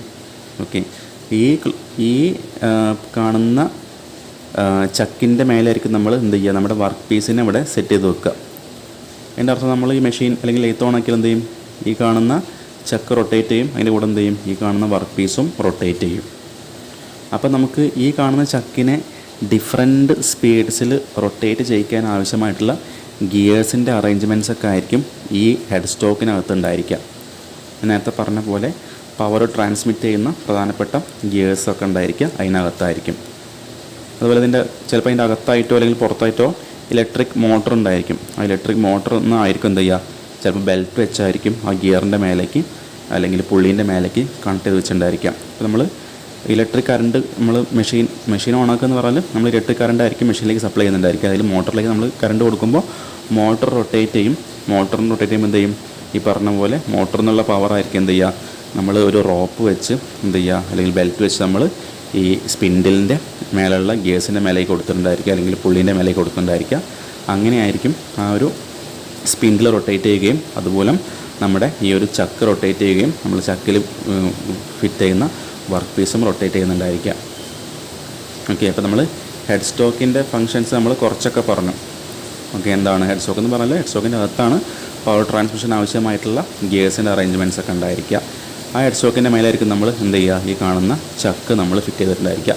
ഈ ചക്കിനകത്താണ് നമ്മുടെ വർക്ക് പീസ് എന്ത് ചെയ്യുക അവിടെ ഹോൾഡ് ചെയ്ത് വെക്കുക. അപ്പോൾ ചക്ക് എന്ന് പറഞ്ഞാൽ സ്പെല്ലിങ് CHUCK. ചക്ക് ഒരു വർക്ക് ഹോൾഡിംഗ് ഡിവൈസാണ്. ഓക്കെ, ചക്ക് വർക്കിനെ ഹോൾഡ് ചെയ്യുന്ന ഡിവൈസാണ്. ഓക്കെ, അത്രയും പറഞ്ഞ കാര്യങ്ങൾ ഏകദേശം ഒരു ഐഡിയ കിട്ടിയെന്ന് വിചാരിക്കുന്നു. എന്തായാലും ഹെഡ് സ്റ്റോക്കും ഒരു ഐഡിയ കിട്ടി, ടെയിൽ സ്റ്റോക്കും എവിടെയാണുള്ള സ്ഥാനത്തിന് ഐഡിയ കിട്ടി, ബെഡ് എവിടെയാണെന്നുള്ളത് മനസ്സിലായി, കാരേജ് എന്താണെന്നുള്ളത് മനസ്സിലായി, ചക്ക് എന്താണെന്നുള്ളത് മനസ്സിലായി, ഹെഡ് സ്റ്റോക്കിനകത്ത് ആരൊക്കെ ഉണ്ടെന്നുള്ളത് മനസ്സിലായി, ഹെഡ് സ്റ്റോക്ക് അല്ലെങ്കിൽ നമ്മുടെ ലൈറ്റിലേക്ക് എങ്ങനെയാണ് പവർ കൊടുക്കുന്നത് മനസ്സിലായി. ഓക്കെ, അപ്പോൾ ഞാൻ പറഞ്ഞു നമ്മൾ ഇലക്ട്രിക് മോട്ടോർ ഉപയോഗിക്കുന്നു പറഞ്ഞു അല്ലേ. ജസ്റ്റ് ഇലക്ട്രിക് മോട്ടോർ എന്ന് പറയുമ്പോൾ മനസ്സിലാക്കട്ടോ, നമ്മൾ സാധാരണ നമ്മൾ വീട്ടിലൊക്കെ ഉപയോഗിക്കുന്ന ഇലക്ട്രിക് മോട്ടോർ പമ്പ് ഉണ്ടല്ലോ. അപ്പോൾ എന്ന് വെച്ചാൽ ആ മോട്ടോർ റൊട്ടേറ്റ് ചെയ്യുമ്പോൾ മോട്ടറിൻ്റെ ആ ഷാഫ്റ്റ് റൊട്ടേറ്റ് ചെയ്യും. നമുക്ക് വേണമെങ്കിൽ ഇങ്ങനെ വരയ്ക്കാം. ഇത് മോട്ടറാണെന്ന് വിചാരിക്കുക, ഇത് മോട്ടറാണ്. മോട്ടർ ഓൺ ആയി കഴിഞ്ഞാൽ സെൻറ്ററിൽ കാണുന്ന ഈ ഷാഫ്റ്റ് ഇത് തിരിയും വിചാരിക്കാം. ഓക്കെ, സെൻറ്ററിലുള്ള ഈ ഷാഫ്റ്റ് റൊട്ടേറ്റ് ചെയ്യും. നമ്മളെന്ത് ചെയ്യും, ഈ ഷാഫ്റ്റിന് നമ്മൾ ഒരു പുള്ളി ഉപയോഗിച്ച്, പുള്ളി പറഞ്ഞാൽ കയറാണ് അല്ലെങ്കിൽ ബെൽറ്റാണ്, നമ്മളെന്ത് ചെയ്യും, പുള്ളി ഉപയോഗിച്ച് മറ്റൊരു പുള്ളിയിലേക്ക് കണക്ട് ചെയ്യും. നമ്മളെന്ത് ചെയ്യും, ഈ പുള്ളീൻ്റെ മേലെയായിരിക്കും നമ്മൾ ഇവിടെ പറഞ്ഞുള്ള സ്പിൻഡിൽ കൊടുത്തിട്ടുണ്ടായിരിക്കും അല്ലെങ്കിൽ അതിൻ്റെ ഗിയേഴ്സിൻ്റെ അറേഞ്ച് കൊടുത്തിട്ടുണ്ടായിരിക്കും. അതായത് ഇയാൾ റൊട്ടേറ്റ് ചെയ്യുമ്പോൾ എന്ത് ചെയ്യും, ഈ ബെൽറ്റിൻ്റെ മേലെ കൂടെ റൊട്ടേറ്റ് ചെയ്യും, ഈ വീലും അല്ലെങ്കിൽ ഈ പുള്ളിയും റൊട്ടേറ്റ് ചെയ്യും. ആ പുള്ളിയിൽ നിന്നായിരിക്കും എന്ത് ചെയ്യുക, പവർ ഈ ചക്കിലേക്ക് ട്രാൻസ്മിറ്റ് ചെയ്യുന്നുണ്ടായിരിക്കുക. അപ്പോൾ ചക്കും റൊട്ടേറ്റ് ചെയ്യും. ജസ്റ്റ് ഒരു ഐഡിയ കിട്ടാൻ വേണ്ടി പറഞ്ഞാണ്, ഒട്ടും ഐഡിയ ഇല്ലാത്ത ആൾക്കാർക്ക് മനസ്സിലാക്കാൻ വേണ്ടി പറഞ്ഞാണ്. ഓക്കെ, അപ്പോൾ ഇത്രയും ജസ്റ്റ് ഒരു ഐഡിയ ഉണ്ടാക്കി വെക്കാം. നമുക്ക് ബാക്കി നോക്കട്ടെ, വീഡിയോൻ്റെ ബാക്കി നോക്കാം. അപ്പോൾ ഇവിടെ നിങ്ങൾക്ക് ഏകദേശം ഒരു ടെയിൽ സ്റ്റോക്കിന് ഇവിടെ കാണും. ഞാൻ പറഞ്ഞ പോലെ റൈറ്റ് ഹാൻഡിലുള്ള ഭാഗം ടെയിൽ സ്റ്റോക്കാണ് കേട്ടോ.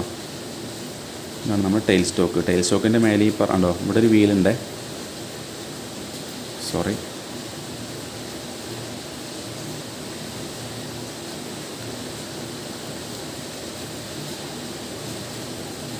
ടെയിൽ സ്റ്റോക്ക് കണ്ടല്ലോ, ഇതാണ് ടെയിൽ സ്റ്റോക്ക്. ഇവിടെ നോക്കാം കേട്ടോ, ടെയിൽ സ്റ്റോക്കിൻ്റെ മേലെ കണ്ടോ ഇവിടെ ഒരു ഹാൻഡ് വീലുണ്ട്. അപ്പോൾ ഇതിൻ്റെ ഫംഗ്ഷൻ എന്ന് പറഞ്ഞാൽ നമുക്ക് ഇവിടെ ഒരു ഭാഗമുണ്ട്, അതിൻ്റെ പേര് നമ്മൾ ഡെഡ് സെൻറ്ററും ലൈഫ് സെൻറ്ററും ഒക്കെ വരുന്നുണ്ട്, സെൻറ്ററാണ്. അപ്പോൾ നമ്മളിതിങ്ങനെ റൊട്ടേറ്റ് ചെയ്യുമ്പോൾ എന്തായിരിക്കും, ഇത് അങ്ങോട്ട് മുന്നോട്ട് പോവുകയും ചെയ്യും, തിരിച്ച് റൊട്ടേറ്റ് ചെയ്യുമ്പോൾ എന്തായിരിക്കും, അത് ബാക്കോട്ട് വരികയും ചെയ്യും. ഓക്കെ, ഇനി അതിനെ ലോക്ക് ചെയ്യാനുള്ള ഭാഗമാണ് ഇവിടെ ഈ കാണുന്നൊരു ലിവർ എന്ന് പറഞ്ഞാൽ. അതേപോലെ നമ്മൾ പറഞ്ഞു നമുക്ക് ഈ ടെയിൽ സ്റ്റോക്കിന് അങ്ങോട്ടും ഇങ്ങോട്ടും മൂവ് ചെയ്യാൻ പറ്റും. നമുക്ക് എവിടെയെങ്കിലും മൂവ് ചെയ്ത് വെച്ചിട്ട് എന്ത് ചെയ്യാം, നമുക്കതിനെ അവിടെ സ്റ്റഡി ആയിട്ട് ലോക്കാക്കി വെക്കണം. അതിനുള്ളതാണ് ഈ ഒരു നെറ്റ് ബോൾട്ട് അസംബ്ലി കൊടുത്തിട്ടുള്ളത്. അതിനെ ലോക്കാക്കി വെക്കാനാണ്, ഏതെങ്കിലും സാധനം വെച്ചിട്ട് ലോക്കാക്കാനുള്ള ഒരു നെറ്റ് ആൻഡ് ബോൾട്ട് അസംബ്ലി കൊടുത്തുള്ളത്. ജസ്റ്റ് എല്ലാം മനസ്സിലാക്കി പോവാം. ഓക്കെ, ഉണ്ടോ, നമുക്കതിനെങ്ങനെ തള്ളിക്കൊണ്ടാൽ ഉണ്ടോ ആ എൻഡ് വരെ നമുക്ക് നീക്കാൻ പറ്റും. ഓക്കെ, നമ്മുടെ വർക്ക് പീസിൻ്റെ മേലെ ഉണ്ടോ. ഇപ്പോൾ ആ ഒരു ഹാൻഡ് വീൽ റൊട്ടേറ്റ് ചെയ്യുമ്പോൾ ശ്രദ്ധിക്കട്ടെ, എന്താ സംഭവിക്കുന്നത്, ഇവിടെ കാണുന്ന ഈ ഒരു ഭാഗം മുന്നോട്ട് നീങ്ങുന്നുണ്ടായിരിക്കും. ശ്രദ്ധിക്കണേ, കണ്ടോ അതിൻ്റെ മേലേക്ക് മുന്നോട്ട് നീങ്ങി അവിടെ ലോക്കായി. കണ്ടോ, ലോക്കായി എന്ന് പറഞ്ഞാൽ ഇവിടെ നോക്കുക കേട്ടോ, ഇത് നമ്മുടെ വർക്ക് പീസാണ്.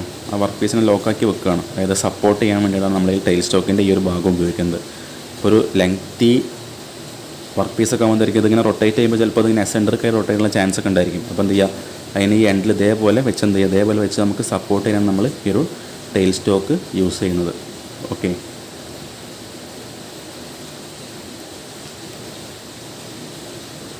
എന്നെ ലോക്കാക്കാണ് കേട്ടോ. അത് തിരിക്കുമ്പോൾ അത് ലോക്കായി, ആ ഡെഡ് സെൻറ്റർ അവിടെ ലോക്കായി.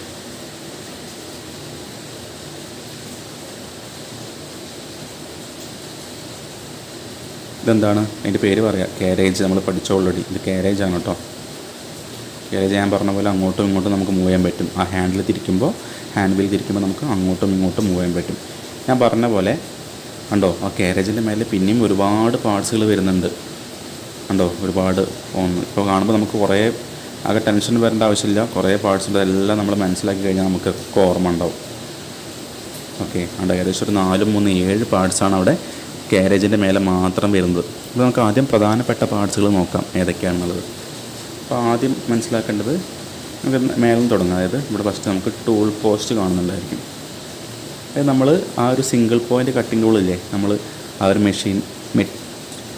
മെറ്റീരിയൽ റിമൂവലിന് വേണ്ടി ഉപയോഗിക്കുന്ന, നമ്മൾ നേരത്തെ ഫസ്റ്റ് കണ്ടുള്ള സിംഗിൾ പോയിൻ്റ് കട്ടിംഗ് ടൂൾ ഉണ്ടല്ലോ, ആ കട്ടിംഗ് ടൂൾ ഹോൾഡ് ചെയ്യുന്ന ഭാഗമാണ് ഈ ടൂൾ പോസ്റ്റ് എന്ന് പറഞ്ഞാൽ.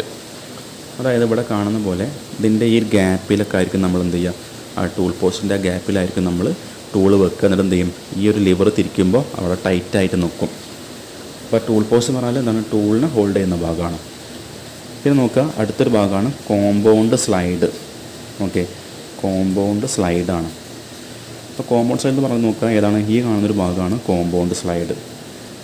അപ്പോൾ ഇവിടെ നോക്കുക, ഇവിടെ ചെറിയൊരു വീല് കണ്ടോ, നമുക്ക് എന്ത് ചെയ്യാം, ഈ കോമ്പൗണ്ട് സ്ലൈഡ് നമുക്ക് എന്ത് ചെയ്യാം, അങ്ങോട്ടും അതുപോലെ ഇങ്ങോട്ടും മൂവ് ചെയ്യിക്കാൻ പറ്റും. ഓക്കെ, നമുക്ക് അങ്ങോട്ടും ഇങ്ങോട്ടും മൂവ് ചെയ്യിക്കാൻ പറ്റും. അതായത് ഈ ഹാൻഡ് വീൽ റൊട്ടേറ്റ് ചെയ്യുന്നതനുസരിച്ച് ക്ലോക്ക് വൈസിലും ആൻറ്റി ക്ലോക്ക് വൈസിലും റൊട്ടേറ്റ് ചെയ്യുന്നതനുസരിച്ച് നമുക്ക് എന്ത് ചെയ്യാം, ആ കോമ്പൗണ്ട് സ്ലൈഡ് നമുക്ക്, അല്ലെങ്കിൽ ടൂൾ പോസ്റ്റ് നമുക്ക് അങ്ങോട്ടും ഇങ്ങോട്ടും മൂവ് ചെയ്യിക്കാൻ പറ്റും. ഓക്കെ, ഇനി അതേപോലെ നോക്കുക, അടുത്തൊരു ഭാഗമാണ് ക്രോസ് സ്ലൈഡ്. ക്രോസ് സ്ലൈഡ് എന്ന് പറഞ്ഞാൽ അതും സ്ലൈഡാണല്ലേ, ക്രോസ് സ്ലൈഡ്. നമുക്കിത് കോമ്പൗണ്ട് സ്ലൈഡ് എന്ന് പറഞ്ഞാൽ ഈ കാണുന്ന ഇയാളെ ഈ ഡയറക്ഷനിലേക്കും ആ ഡയറക്ഷനിലേക്കും മൂവ് ചെയ്യിക്കാൻ പറ്റും. ഓക്കെ, മൈന്യൂട്ട് മൂവ്മെൻറ്റ്സ് നമുക്ക് എന്ത് ചെയ്യാം, ഈ ഹാൻഡ് വീൽ തിരിച്ചുകൊണ്ട് ചെയ്യാൻ പറ്റും. ചെറിയ ചെറിയ മൂവ്മെൻറ്റ്സ്, വളരെ വളരെ മൈന്യൂട്ടായിട്ടുള്ള 1 mm അല്ലെങ്കിൽ 0.1 mm ഉള്ള ചെറിയ ചെറിയ ഡിസ്റ്റൻസിൽ നമുക്ക് മൂവ് ചെയ്യാൻ ചെയ്യാം, ഈ ഹാൻഡ് വീൽ ഉപയോഗിച്ച് ചെയ്യാൻ പറ്റും. ഓക്കെ, ഇനി അടുത്ത മൂന്നാമത്തെ ഭാഗമാണ് ക്രോസ് സ്ലൈഡ്. ഓക്കെ, 2 പറഞ്ഞു, മൂന്നാമത്തെയാണ് ക്രോസ് സ്ലൈഡ്. ക്രോസ് സ്ലൈഡ് എന്ന് പറഞ്ഞാൽ നോക്കാം, ഈ ഭാഗമാണ് ക്രോസ് സ്ലൈഡ്. അതായത് നമുക്ക് ഈ കാണുന്ന ഈ ഒരു ബ്ലോക്ക് ഉണ്ടല്ലോ, ഈ ബ്ലാക്ക് കളറിൽ കാണുന്നത്, ആ ബ്ലോക്കിൽ നമുക്ക് ആ ഡയറക്ഷനിലേക്കും ഈ ഡയറക്ഷനിലേക്കും മൂവ് ചെയ്യിക്കാണ് നമ്മൾ ക്രോസ് സ്ലൈഡ് ഉപയോഗിക്കുന്നത്. ഓക്കെ, കോമ്പൗണ്ട് സ്ലൈഡ് എന്ന് പറഞ്ഞാൽ ഈ ഡയറക്ഷൻ ആട്ടോ, ഇങ്ങോട്ടും അങ്ങോട്ടും. ക്രോസ് സ്ലൈഡ് അതിന് ക്രോസ് ആയിട്ട് ആണ്, അതിന് ക്രോസ് ആയിട്ടുള്ള ഡയറക്ഷനിൽ പോകാനാണ് ക്രോസ് സ്ലൈഡ്. ഓക്കെ, അപ്പോൾ ടൂൾ പോസ്റ്റും കോമ്പൗണ്ട് സ്ലൈഡും ക്രോസ് സ്ലൈഡും എന്താണെന്ന് മനസ്സിലായെന്ന് വിചാരിക്കുന്നു.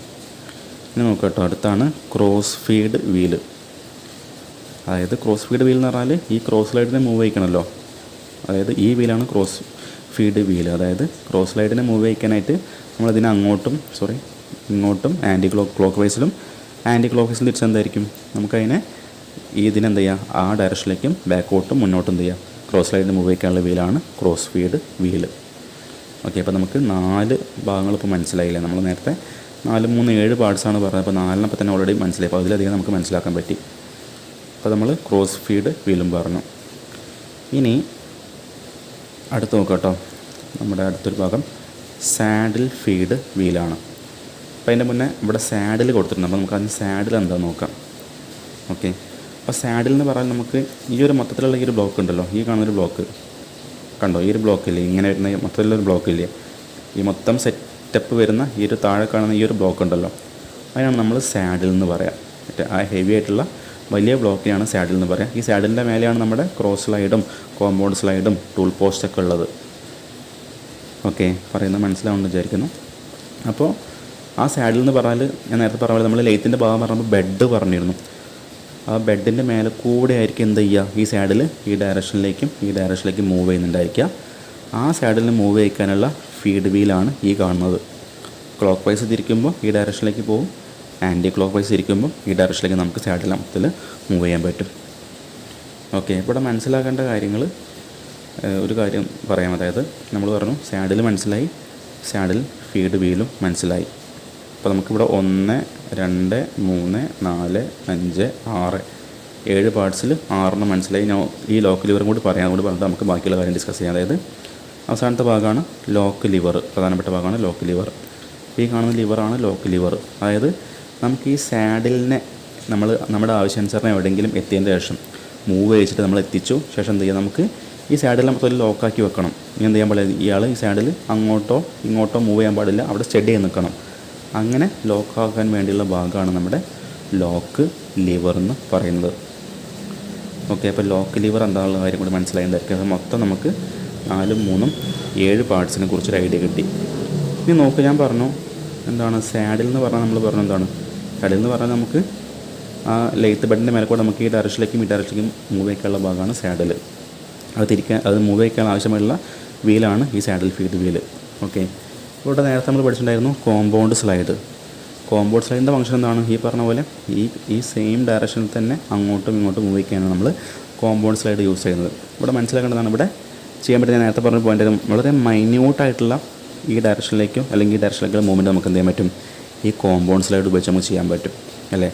നമ്മൾ സാഡിലിനെ മൊത്തത്തിൽ, അതായത് ഈ കാണുന്ന വലിയ ബ്ലോക്കിനെ മൊത്തത്തിൽ നമ്മൾ നീക്കുമ്പോൾ എന്തായിരിക്കും, ഒരു വലിയൊരു തരത്തിലുള്ള മൂവ്മെൻ്റ് ആയിരിക്കും ടൂളിന് കിട്ടുന്നുണ്ടായിരിക്കാം, പെട്ടെന്നുള്ളൊരു മൂവ്മെൻ്റ് ആയിരിക്കും. അപ്പോൾ എന്തായിരിക്കും, ആ വലിയ മൂവ്മെൻറ്റിനേക്കാളും വളരെ മൈന്യൂട്ടായിട്ടുള്ള ചെറിയ മൂവ്മെൻറ്റ് കൊടുക്കാൻ നമ്മൾ ഈ ഒരു കോമ്പൗണ്ട് സ്ലൈഡ് യൂസ് ചെയ്യുന്നുള്ള കാര്യം മനസ്സിലാക്കി വെക്കുക. ഓക്കെ, അപ്പോൾ നമ്മുടെ കാരേജിൻ്റെ പ്രധാനപ്പെട്ട ഭാഗങ്ങളെല്ലാം നിങ്ങൾക്ക് മനസ്സിലായി വിചാരിക്കുന്നു. ഓക്കെ, നമുക്കിനി അടുത്ത ഇതിലേക്ക് പോവാം, ബാക്കി കാണാം. കണ്ടോ, ആ വീല് തിരിക്കുമ്പോൾ സാഡിൽ ഒന്നായിട്ട് മൂവ് ചെയ്യും. കണ്ടോ, ആ വീല് തിരിക്കുമ്പോൾ ക്രോസ് സ്ലൈഡ് അങ്ങനെ മൂവ് വയ്ക്കാൻ പറ്റും. പിന്നെ ചെറിയ വീല് തിരിക്കുമ്പോൾ നമുക്ക് അങ്ങനെ ആ രീതിയിൽ മൂവ് വയ്ക്കാൻ പറ്റും. ആ കോമ്പൗണ്ട് സ്ലൈഡ് നമുക്ക് റൊട്ടേറ്റ് ചെയ്യാനും പറ്റും കേട്ടോ. കണ്ടോ, നമ്മുടെ വർക്ക് പീസ് ഇങ്ങനെ റൊട്ടേറ്റ് ചെയ്യുന്നുണ്ട്. അപ്പോൾ ശ്രദ്ധിക്കുക കേട്ടോ. അപ്പോൾ എന്താ സംഭവിക്കുന്നത് വെച്ചാൽ, ഈ കാണുന്ന ആളാണ് നമ്മുടെ ടൂള്. ഇതാണ് നമ്മുടെ സിംഗിൾ പോയിൻ്റ് കട്ടിങ്. ഈ കാണുന്നൊരു ബ്ലോക്ക് ഇല്ലേ ബ്രൗൺ കളറിൽ, അതാണ് നമ്മുടെ സിംഗിൾ പോയിൻ്റ് കട്ടിങ് ടൂള്. ആ കട്ടിങ് ടൂൾ എവിടെ വെച്ചുള്ള നമ്മൾ ഫസ്റ്റ് പഠിച്ചുള്ള ടൂൾ പോസ്റ്റാണ് ഈ മൊത്തത്തിൽ കാണുന്നത്. ഞാൻ പറഞ്ഞ ടൂൾ പോസ്റ്റിൻ്റെ ഈ ഗ്യാപ്പിലാണ് ടൂൾ വെക്കാൻ നേരത്തെ പറഞ്ഞിട്ടുണ്ടായിരുന്നു. അതിന് ടൈറ്റാക്കി എന്ത് ചെയ്യും, നമ്മൾ ഈ കാണുന്ന ബോൾട്ട് ടൂൾ ഉപയോഗിച്ച് അതിനെ ടൈറ്റാക്കി വെക്കും. ഓക്കെ, നിങ്ങൾക്ക് പറഞ്ഞ കാര്യങ്ങൾ ഓർമ്മ വരുന്നുണ്ട് വിചാരിക്കുന്നു. നമ്മൾ വർക്ക് പീസ് അവിടെ റൊട്ടേറ്റ് ചെയ്യുന്നുണ്ടോ, ചക്ക് റൊട്ടേറ്റ് ചെയ്യുന്നുണ്ടോ, ചക്ക് സ്പീഡിൽ റൊട്ടേറ്റ് ചെയ്യുന്നുണ്ടായിരിക്കും. കണ്ടോ, ചക്ക് റൊട്ടേറ്റ് ചെയ്യുന്നുണ്ട്. ചക്കിൻ്റെ മേലുള്ള ഇതാണ് വർക്ക് പീസ് കേട്ടോ. നമ്മളിപ്പോൾ ഈ കാണുന്ന വർക്ക് പീസിനാണ് നമ്മൾ വർക്ക് ചെയ്യാൻ പോകുന്നത്. ഓക്കെ, ഇനി ചക്ക് നമുക്ക് ഇതിൻ്റെ പേരെന്തായിരുന്നു ഓർമ്മയില്ലേ അല്ലേ, തല, ഹെഡ് സ്റ്റോക്കാണ്. ഓക്കെ, അപ്പോൾ ഇവിടെ കുറേ ഗിയറിൻ്റെ അറേഞ്ച്മെൻറ്റ് കണ്ടിരിക്കാൻ നമുക്ക് ഈ ചക്കിന് അല്ലെങ്കിൽ വർക്ക് പീസിന് നമുക്ക് വ്യത്യസ്ത തരത്തിലുള്ള സ്പീഡിൽ റൊട്ടേറ്റ് ചെയ്യാൻ ആവശ്യമായുള്ള ഗിയറിൻ്റെ അറേഞ്ച്മെൻറ്റാണ് ഇവിടെ ഉണ്ടായിരിക്കുക. ഇതിനകത്തും ഉണ്ടായിരിക്കും. ഓക്കെ, കണ്ടോ, അതിൻ്റെ ഇപ്പോൾ ആ ഒരു ഹെഡ് സ്റ്റോക്കിൻ്റെ അഗ്ഗാണ് കാണിക്കുന്നത് കേട്ടോ. ഹെഡ് സ്റ്റോക്കിൻ്റെ ആ മേലത്തെ കവർ മാറ്റിയുള്ള അഗ്ഗാണ് കാണിക്കുന്നത്. കണ്ടോ, ഞാൻ നേരത്തെ പറഞ്ഞ പോലെ പുള്ളീൻ്റെ കാര്യം പറഞ്ഞില്ലേ, മോട്ടറിൻ്റെ. കണ്ടോ, ഇതാണ് മോട്ടർ കേട്ടോ, ഇലക്ട്രിക് മോട്ടറാണ്. ആ ഷാഫ്റ്റിൽ നിന്ന് പുള്ളി ഉപയോഗിച്ച് എന്ത് ചെയ്യാണ്, നമ്മൾ മേലത്തെ ഹെഡ് സ്റ്റോക്കിലേക്കാണ് പവർ ട്രാൻസ്മിറ്റ് ചെയ്യുന്നത്. ഓക്കെ,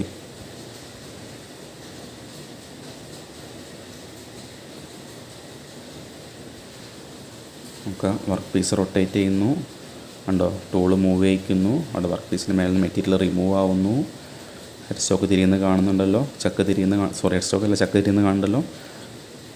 കണ്ടോ, ഹെഡ് സ്റ്റോക്കിൻ്റെ കവർ മാറ്റി അതിൻ്റെ അകത്തുള്ളത് കാണാം. കണ്ടോ, ഡിഫറൻറ്റ് ഗിയർ അറേഞ്ച്മെൻറ്റ്സ്, പുള്ളി അറേഞ്ച്മെൻറ്റ്സ് കാണുന്നുണ്ടായിരിക്കും. ഡിഫറൻറ്റ് സ്പീഡ്സിൽ റൊട്ടേറ്റ് ചെയ്യാൻ ആവശ്യമായിട്ടുള്ള നമ്മൾ ഹെഡ് സ്റ്റോക്കിനകത്തേ പവർ കൊടുക്കുന്നത് ആ മോട്ടറിൽ നിന്നാണ് കേട്ടോ. ഇത്രയും കാര്യം നമ്മൾ ഓൾറെഡി പറഞ്ഞു. ഇതെല്ലാം നമ്മുടെ ഹെഡ് സ്റ്റോക്കിൻ്റെ അകത്ത് വരുന്ന ഭാഗമാണ്.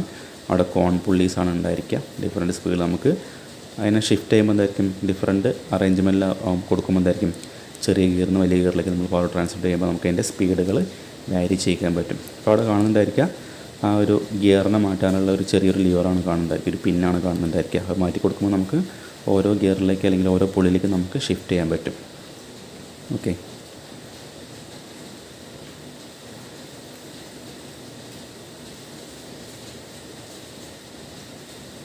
ഉണ്ടാവും ഷിഫ്റ്റ് ചെയ്തു ഉണ്ടാവും. ബെൽറ്റ് ഷിഫ്റ്റ് ചെയ്യുമ്പോൾ സ്പീഡ് മാറും. ഓക്കെ, റൊട്ടേറ്റ് ചെയ്യുന്ന സ്പീഡ് മാറും. അത് നമുക്ക് കോമൺ ആയിട്ട് അറിയുന്ന കാര്യമായിരിക്കും. അപ്പോൾ ഒരു പിന്നെ ഊരിയിട്ടായിരിക്കും നമ്മൾ ഇതിനെ ഷിഫ്റ്റ് ചെയ്യുന്നുണ്ടായിരിക്കും കേട്ടോ. അത് ജസ്റ്റ് മനസ്സിലാക്കി വെക്കുക. ഉണ്ടാവും, അവർ തമ്മിൽ കണക്ട് ചെയ്തു. റൊട്ടേറ്റ് ചെയ്യുമ്പോൾ പവർ ട്രാൻസ്മിറ്റ് ചെയ്യും. കണ്ടോ, മോട്ടറിൽ നിന്ന് കൊടുക്കുന്ന പവർ ഗിയർ വഴി അങ്ങനെ ട്രാൻസ്മിറ്റ് ചെയ്യും. ഗിയറിൻ്റെ അറേഞ്ച്മെൻറ്റ് ജസ്റ്റ് ഒന്ന് മനസ്സിലാക്കി വെച്ചാൽ മതി, ഇങ്ങനെയാണ് ഉണ്ടാവുക എന്നുള്ളത്. അത്രയും ഡീറ്റെയിൽ ആയിട്ട് പഠിക്കേണ്ട ആവശ്യമില്ല. ഹെഡ് സ്റ്റോക്കിനകത്ത് സംഭവിക്കുന്ന കാര്യം ജസ്റ്റ് ആനിമേഷനായിട്ട് കാണിക്കുന്നുള്ളൂ കേട്ടോ.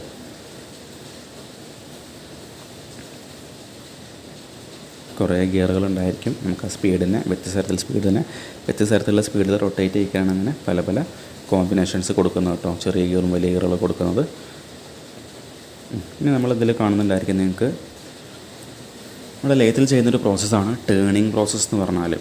അപ്പോൾ ടേണിങ് പ്രോസസ്സ് എന്ന് പറഞ്ഞാൽ നിങ്ങൾക്ക് ഇവിടെ കണ്ടാൽ മനസ്സിലായി എന്താ സംഭവിക്കുന്നത് വെച്ചാൽ, കണ്ടോ, ഡയമീറ്റർ ഇങ്ങനെ മെറ്റീരിയൽ റിമൂവ് ചെയ്തുകൊണ്ട് കുറയ്ക്കുന്ന ഒരു പ്രോസസ്സാണ് ടേണിങ് എന്ന് പറഞ്ഞാൽ. ഇനി ഇത് ഫേസിങ്, രണ്ടാമത്തെ പ്രോസസ്സാണ് ഫേസിങ്.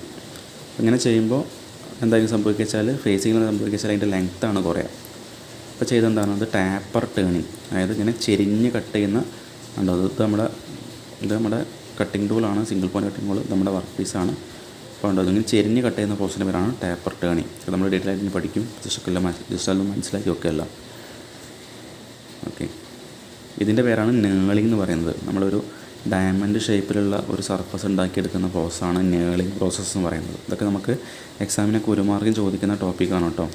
ഞാൻ ജസ്റ്റ് പറഞ്ഞു പോകുന്നുള്ളൂ, നമുക്കത് വഴിയെ എല്ലാം ഡീറ്റെയിൽ ആയിട്ട് പഠിക്കാം. നമുക്കിത് റിയൽ ആയിട്ടുള്ളൊരു ലേത്ത് മെഷീൻ ചെയ്യുന്ന വർക്ക് ഇവിടെ കാണിക്കാം കേട്ടോ. കാണുമ്പോൾ മനസ്സിലാവുമെന്ന് വിചാരിക്കുന്നു. ഇത് നമ്മുടെ വർക്ക് പീസ് റൊട്ടേറ്റ് ചെയ്യണം കേട്ടോ. ഇത് നമ്മുടെ കട്ടിംഗ് ടൂളാണ്. ഇത് ടൂൾ പോസ്റ്റിൻ്റെ മേലെ കട്ടിംഗ് ടൂൾ വെച്ചിരിക്കുന്നതാണ് കേട്ടോ. ഈ ബോൾട്ട് ടൈറ്റ് ആകുമ്പോൾ കട്ടിംഗ് ടൂൾ അവിടെ ഫിക്സ് ചെയ്ത് നിൽക്കുന്നുണ്ടായിരിക്കും. ഓക്കെ, ഒരു ലേത്തിൻ്റെ മറ്റൊരു ആനിമേഷൻ അവിടെ കാണുന്നുണ്ടായിരിക്കും. നമുക്ക് എല്ലാ പാർട്സിൻ്റെ പേര് ഓർമ്മ ഉണ്ടായിരിക്കും. നിങ്ങൾ പറയാം ഇതിൻ്റെ പേരെന്താണ്? ഹെഡ് സ്റ്റോക്ക്, അത് chuck, carriage, tool post, cross slide, compound slide, tail stock, ഇതെല്ലാം നിങ്ങളിപ്പോൾ ഏകദേശം മനസ്സിലാക്കിയിട്ടുണ്ടായിരിക്കും. ഇതിൻ്റെ പേര് dead centre, lathe bed. Okay, നമ്മളിതെല്ലാം ഇപ്പോൾ പഠിച്ച കാര്യമാണ് അല്ലേ. ഇതിലെല്ലാ പാർട്സിനെ കുറിച്ച് നമുക്ക് ഐഡിയ ഉണ്ടായി അല്ലേ, ഓർമ്മ ഉണ്ടാവും വിചാരിക്കുന്നു. ഹെഡ് സ്റ്റോക്ക് എല്ലാവർക്കും ഓർമ്മ ഉണ്ടായിരിക്കും അല്ലേ. പിന്നെ പറഞ്ഞത് ടെയിൽ സ്റ്റോക്കാണ് അല്ലേ. പിന്നെ പറഞ്ഞത് ലെയ്ത്ത് ബെഡാണ്, കണ്ടോ, ലെയ്ത്ത് ബെഡ്. പിന്നെ നമ്മൾ ചക്ക് പറഞ്ഞു, പിന്നെ കാരേജ് പറഞ്ഞു. കാരേജിൻ്റെ അകത്ത് ക്രോസ് സ്ലൈഡ് ഉണ്ട്, കോമ്പൗണ്ട് സ്ലൈഡ് ഉണ്ട്, ടൂൾ പോസ്റ്റ് ഉണ്ട്. പിന്നെ ഇത് ഡെഡ് സെൻറ്റർ ടെയിൽ സ്റ്റോക്കിൻ്റെ മേലുള്ളതാണ്. ഓക്കെ, അപ്പോൾ എല്ലാത്തിനെക്കുറിച്ചും ചെറിയൊരു ഓർമ്മ നിങ്ങൾക്ക് ഉണ്ടാവും വിചാരിക്കുന്നു. ഓക്കെ,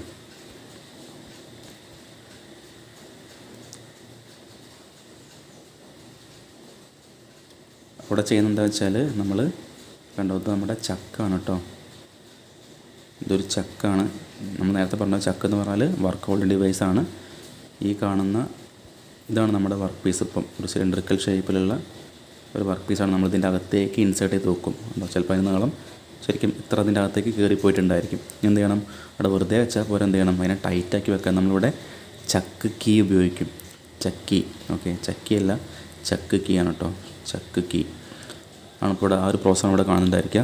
ടൈറ്റാക്കുന്നത്, അതിലേക്ക് ഇറക്കി വെച്ച് ടൈറ്റാക്കുമ്പോൾ ആ ഒരു വർക്ക് ഹോൾഡ് ഡിവൈസായിട്ടുള്ള ചക്കിൻ്റെ അകത്ത് എന്ത് ചെയ്യും, നമ്മുടെ വർക്ക് പീസ് ടൈറ്റായിട്ട് നിൽക്കും. നമ്മളിപ്പോൾ ഇവിടെ കണ്ടിട്ടുണ്ടായിരിക്കുക. നമുക്ക് 4 നോക്കുക.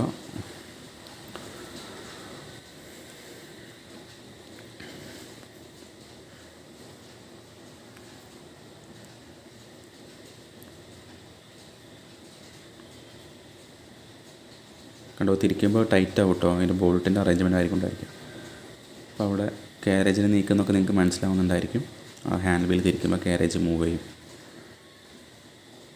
ടെയിൽ സ്റ്റോക്കിൻ്റെ ആ ഒരു ലിവർ തിരിച്ചാൽ നമുക്ക് തള്ളിയാൽ മൂവ് ചെയ്യിക്കാൻ പറ്റും. അത് ടൈറ്റാക്കിയാൽ ഡെഡ് സെൻറ്റർ ലോക്കാക്കാൻ പറ്റും. അത് ടൈറ്റാക്കിയാൽ ടെയിൽ സ്റ്റോക്കിനെ ലോക്കാക്കാൻ പറ്റും. അത് തിരിച്ചാൽ ഡെഡ് സെൻറ്ററിനെ മൂവ് ചെയ്യിക്കാൻ പറ്റും. അവിടെ സപ്പോർട്ട് ചെയ്യാൻ പറ്റും, വർക്ക് പീസിന് സപ്പോർട്ട് ചെയ്യാൻ പറ്റും. ടെയിൽ സ്റ്റോക്കിനെ ബാക്കോട്ട് തന്നെ നീക്കാം. അവിടെ വരെ നമുക്ക് ടെയിൽ സ്റ്റോക്കിനെ മൂവ് ചെയ്യിക്കാൻ പറ്റും. അപ്പോൾ നമുക്ക് നേരത്തെ നമ്മൾ ബെഡിൻ്റെ കാര്യം പറഞ്ഞിട്ടുണ്ടായിരുന്നു. ബെഡ് എന്ന് പറഞ്ഞാൽ കണ്ടോ, ഈ ഒരു സർഫസ് ആണ് ശരിക്കും ബെഡ് എന്ന് പറഞ്ഞാൽ. ആ ബെഡിൻ്റെ മേലെ കൂടെയാണ് ഈ ടെയിൽ സ്റ്റോക്കും ഈ കാരേജൊക്കെ മൂവ് ചെയ്യുന്നുള്ള കാര്യം മനസ്സിലാക്കി വെക്കുക കേട്ടോ. ആണ് ലെയ്ത്ത് ബെഡ്. ആ ലെയ്ത്ത് ബെഡിൻ്റെ മേലെ കൂടെയാണ് നമ്മുടെ കാരേജ് മൂവ് ചെയ്യുന്നത്, അതുപോലെ ടെയിൽ സ്റ്റോക്കും മൂവ് ചെയ്യുന്നു. അവിടെ ലെയ്ത്ത് ഓണാക്കിയപ്പോൾ ചക്ക് തിരിയുന്നുണ്ട്, വർക്ക് പീസ് റൊട്ടേറ്റ് ചെയ്യുന്നുണ്ട്. ആ ഒരു പ്രോസസ്സാണ് അവിടെ നടക്കുന്നുണ്ടായിരിക്കുക.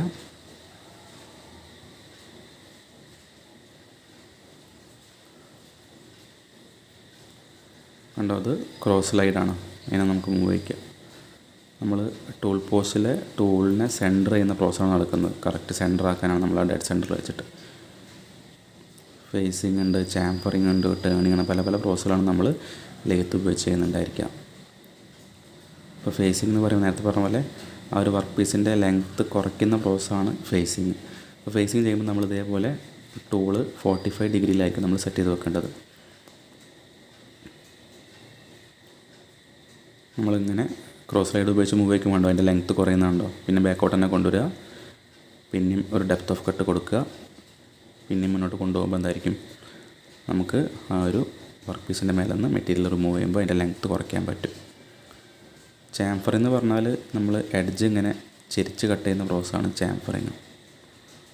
ഒക്കെ നമ്മളിനി വഴിയെ പഠിക്കാനുള്ള ടോപ്പിക്കുകളാണ് അല്ലെങ്കിൽ പ്രോസസ്സുകളാണ്. നോക്കുക ഉണ്ടോ, അങ്ങനെ ചെരിച്ച് കട്ട് ചെയ്യുന്ന പ്രോസസ്സാണ് ചാംഫറിങ്. ടൂൾ പോസ്റ്റിൽ നിന്നും ടൂളിനെ റിമൂവ് ചെയ്യാൻ നമുക്ക് ലൂസാക്കിയാൽ മതി, അല്ലെങ്കിൽ ടൂളിനെ അഡ്ജസ്റ്റ് ചെയ്യാൻ നമുക്ക് ലൂസാക്കാൻ പറ്റും. ടൈറ്റ് ആക്കിയാൽ അവിടെ ലോക്കായി നിൽക്കും. ക്രോസ് സൈഡിൽ നമുക്ക് മൂവ് ചെയ്യിക്കാം. കാരേജിനെ മൂവ് ചെയ്യിക്കുന്നതിൻ്റെ അടുത്തേക്ക് ഉണ്ടോ അവിടെ ടേണിങ് പ്രോസസ്സാണ് ഇപ്പോൾ നടക്കുന്നത്. ടേണിങ് ചെയ്യുമ്പോൾ നമ്മൾ 90 ഡിഗ്രിയിലാണ് നമ്മൾ ടൂൾ പോസ്റ്റിൻ്റെ മേലെ ടൂൾ വെക്കേണ്ടി വരിക. അവിടെ നോക്കുക, ഒരു ശരിക്കുള്ളൊരു പ്രോസസ്സ് അവിടെ കാണുന്നുണ്ടായിരിക്കും. ആനിമേഷനുള്ള യഥാർത്ഥ വ്യൂ ആണ്. അവിടെ നോക്കിയാൽ മനസ്സിലാവുന്നത് ഫേസിങ് പ്രോസസ്സാണ് ചെയ്യുന്നത്. ഫേസ് എന്ന് പറഞ്ഞാൽ ആ വർക്ക് പീസിൻ്റെ ഫേസിൽ നിന്നും മെറ്റീരിയൽസ് റിമൂവ് ചെയ്യണം കേട്ടോ. ഇവിടെ കാണുന്ന പോലെ ഇത് നമ്മുടെ ടൂളാണ് കേട്ടോ. ഇത് നമ്മുടെ വർക്ക് പീസ് റൊട്ടേറ്റ് ചെയ്യുന്നു. ഇത് നമ്മുടെ ചക്കാണ് ഉണ്ടോ. അയാൾ ക്രോസ് സ്ലൈഡ് ഉപയോഗിച്ച് തിരിക്കുമ്പോൾ ബാക്കോട്ട് പോകുന്നുണ്ടോ. സ്വിച്ച് ഓഫ് ആക്കിയാൽ നമ്മുടെ ചക്ക് ഓഫ് ആവും.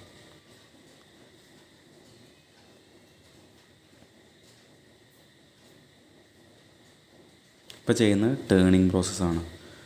സർഫസിൽ നിന്ന് മെറ്റീരിയൽ റിമൂവ് ചെയ്യുകയാണ്. ഇപ്പോൾ ഡയമീറ്ററാണ് കുറയുക കേട്ടോ. ഉണ്ടോ, ഇവിടെ കാണുന്ന കുറേ കാര്യങ്ങൾ ഇതൊക്കെ അതിൻ്റെ ചിപ്പുകളാണ്. അതിൻ്റെ മേലെ മെറ്റീരിയൽ റിമൂവ് ചെയ്യുമ്പോൾ ചെറിയ ചെറിയ പൊടിയായിട്ട് ഇങ്ങനെ റിമൂവ് ആവുന്നതാണ് ചിപ്സ് എന്നാണ് പറയുക. അതിൽ കണ്ടിന്യൂസ് ചിപ്സും ഡിസ്കണ്ടിന്യൂസ് ചിപ്സൊക്കെ വരുന്നുണ്ടൊക്കെ നമ്മൾ വഴി കഴിഞ്ഞ് പഠിക്കും. അപ്പോൾ നമ്മളിപ്പോൾ ഇയാൾ കാരേജിനാണ് മൂവ് ചെയ്യിക്കുന്നുണ്ടോ, കാരേജിനെ മൂവ് ചെയ്യിക്കുകയാണ്. അപ്പോൾ തിരിക്കുമ്പോൾ കാരേജിനെ മൂവ് ചെയ്യാൻ പറ്റും. ഇപ്പോൾ മൂവ് ചെയ്യിക്കാൻ കോമ്പൗണ്ട് റെസ്റ്റിനാണ് മൂവ് ചെയ്യുന്നത്. ചെറിയ മൈന്യൂട്ടായിട്ടുള്ള മൂവ്മെൻറ്റ് എന്ത് ചെയ്യും, കോമ്പൗണ്ട് റെസ്റ്റിന് നീക്കുന്നുണ്ടോ ചെറുതായിട്ട് ഉണ്ടോ. വീണ്ടും കോമ്പൗണ്ട് റെസ്റ്റ് ഇരിക്കുമ്പോൾ അത് അങ്ങോട്ടും നീക്കാൻ പറ്റും. അതുകൊണ്ട് വളരെ മൈന്യൂട്ടായിട്ട് നീക്കാനാണ് നമ്മൾ കോമ്പൗണ്ട് റെസ്റ്റിലെ ആ ഒരു ഭാഗം നമ്മൾ യൂസ് ചെയ്യുക.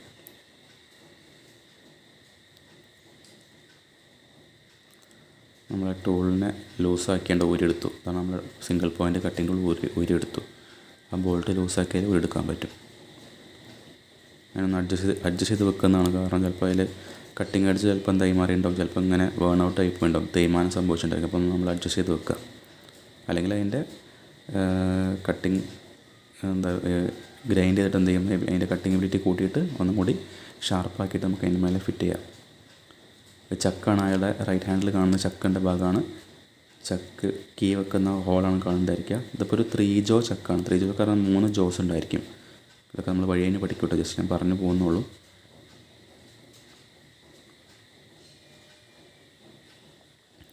ഇപ്പോൾ അദ്ദേഹം ചെയ്യുന്നത് അവിടെ ത്രെഡിങ് എന്ന് പറയുന്ന പ്രോസസ്സാണ് ചെയ്യുന്നത്. അതായത് വർക്ക് പീസിൻ്റെ മേലെ കൂടെ ത്രെഡ് കട്ട് ചെയ്യാണ്. ത്രെഡ് എന്ന് പറഞ്ഞാൽ നമുക്കറിയാം ബോൾട്ടിൻ്റെ മേലേക്കുള്ള ഗ്രൂവ് ഉണ്ട്, അതാണ് നമ്മൾ ത്രെഡ് എന്ന് പറയുന്നത്. ത്രെഡാണ് കട്ട് ചെയ്യുന്നത്. അപ്പോൾ അവിടെ കണ്ടോ, ത്രെഡ് കട്ട് ചെയ്യണം ആ വർക്ക് പീസിൻ്റെ മേലെ കൂടെ.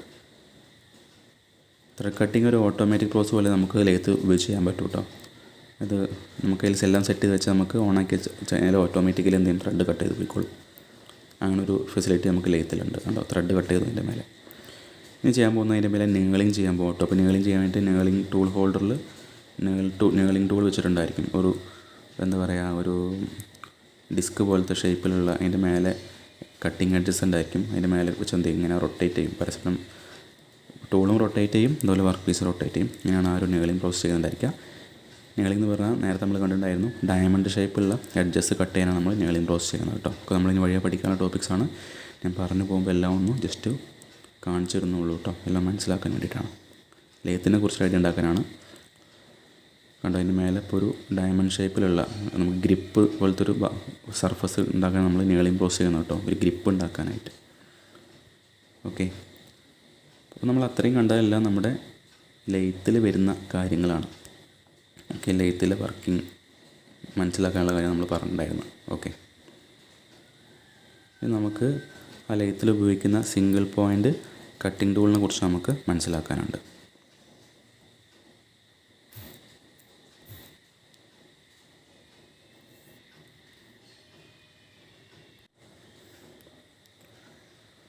ഇനി നോക്കുക കേട്ടോ, ഇതിലിപ്പോൾ നിങ്ങൾക്ക് അത്യാവശ്യം ലെയ്ത്തിൻ്റെ മിക്കവാറും നമ്മൾ നേരത്തെ കണ്ടിട്ടുള്ള എല്ലാ ഭാഗങ്ങളും ഒരു ഐഡിയ കിട്ടുന്നുണ്ടായിരിക്കും. നമ്മൾ പറയാത്ത ഭാഗങ്ങൾ ഇപ്പോൾ ഇതിൽ കാണുന്നതായിരിക്കുക. ഒന്ന് ലീഡ് സ്ക്രൂ ആണ്, ഒന്ന് ഫീഡ് റോഡാണ്. ഓക്കെ, പിന്നെ ലെഗ് നമുക്കറിയാം, സാധാരണ ഒരു മെഷീൻ്റെ ഒരു സപ്പോർട്ട് ചെയ്യുന്ന ഭാഗമാണ് ലെഗ് എന്ന് പറയുന്ന ഈ ഒരു ഭാഗം. ഇതും ലെഗാണ്, ഇതും ലെഗാണ് കേട്ടോ. ബാക്കി എല്ലാ പാർട്സിനെ കുറിച്ച് നിങ്ങൾക്ക് ഏകദേശം ഒരു ധാരണയായി ഉണ്ടായിരിക്കും. ഓക്കെ, അപ്പോൾ നമുക്ക് ഇതിൻ്റെ കണ്ടിന്യൂഷനായിട്ട് നമുക്കുള്ള ബാക്കിയുള്ള ക്ലാസ് നമുക്ക് ബാക്കിയുള്ള ടോപ്പിക്സ് നമുക്ക് നെക്സ്റ്റ് ക്ലാസ്സിൽ ഡിസ്കസ് ചെയ്യാം. അപ്പോൾ നേരത്തെ പറഞ്ഞ പോലെ ഇപ്പോൾ നമ്മൾ ലെയ്ത്ത് മാത്രമേ ഡിസ്കസ് ചെയ്യാൻ പറ്റുള്ളൂ. നമുക്ക് എന്ത് ചെയ്യാം, നമുക്കിനി ആ സിംഗിൾ പോയിൻ്റ് കട്ടിംഗ് ടൂളിനെ കുറിച്ച് പഠിക്കണം. അപ്പോൾ നിങ്ങൾ ഇപ്പോൾ ലെയ്ത്തിൽ പഠിച്ചിട്ടുള്ള ആ ലെയ്ത്തിൽ മനസ്സിലായിട്ടുള്ള ഭാഗങ്ങൾ, അതിൻ്റെ പേരുകൾ ഓർമ്മ ഉണ്ടെങ്കിൽ ജസ്റ്റ് ഒന്ന് കമൻറ്റ് ചെയ്യാം. ഓക്കെ, നമുക്ക് ഇതിൻ്റെ കണ്ടിന്യൂറ്റി അല്ലെങ്കിൽ കണ്ടിന്യൂഷൻ നമുക്ക് നെക്സ്റ്റ് ക്ലാസ്സിൽ ബാക്കിയുള്ള ഡിസ്കസ് ചെയ്യാം കേട്ടോ. Okay, thank you for watching.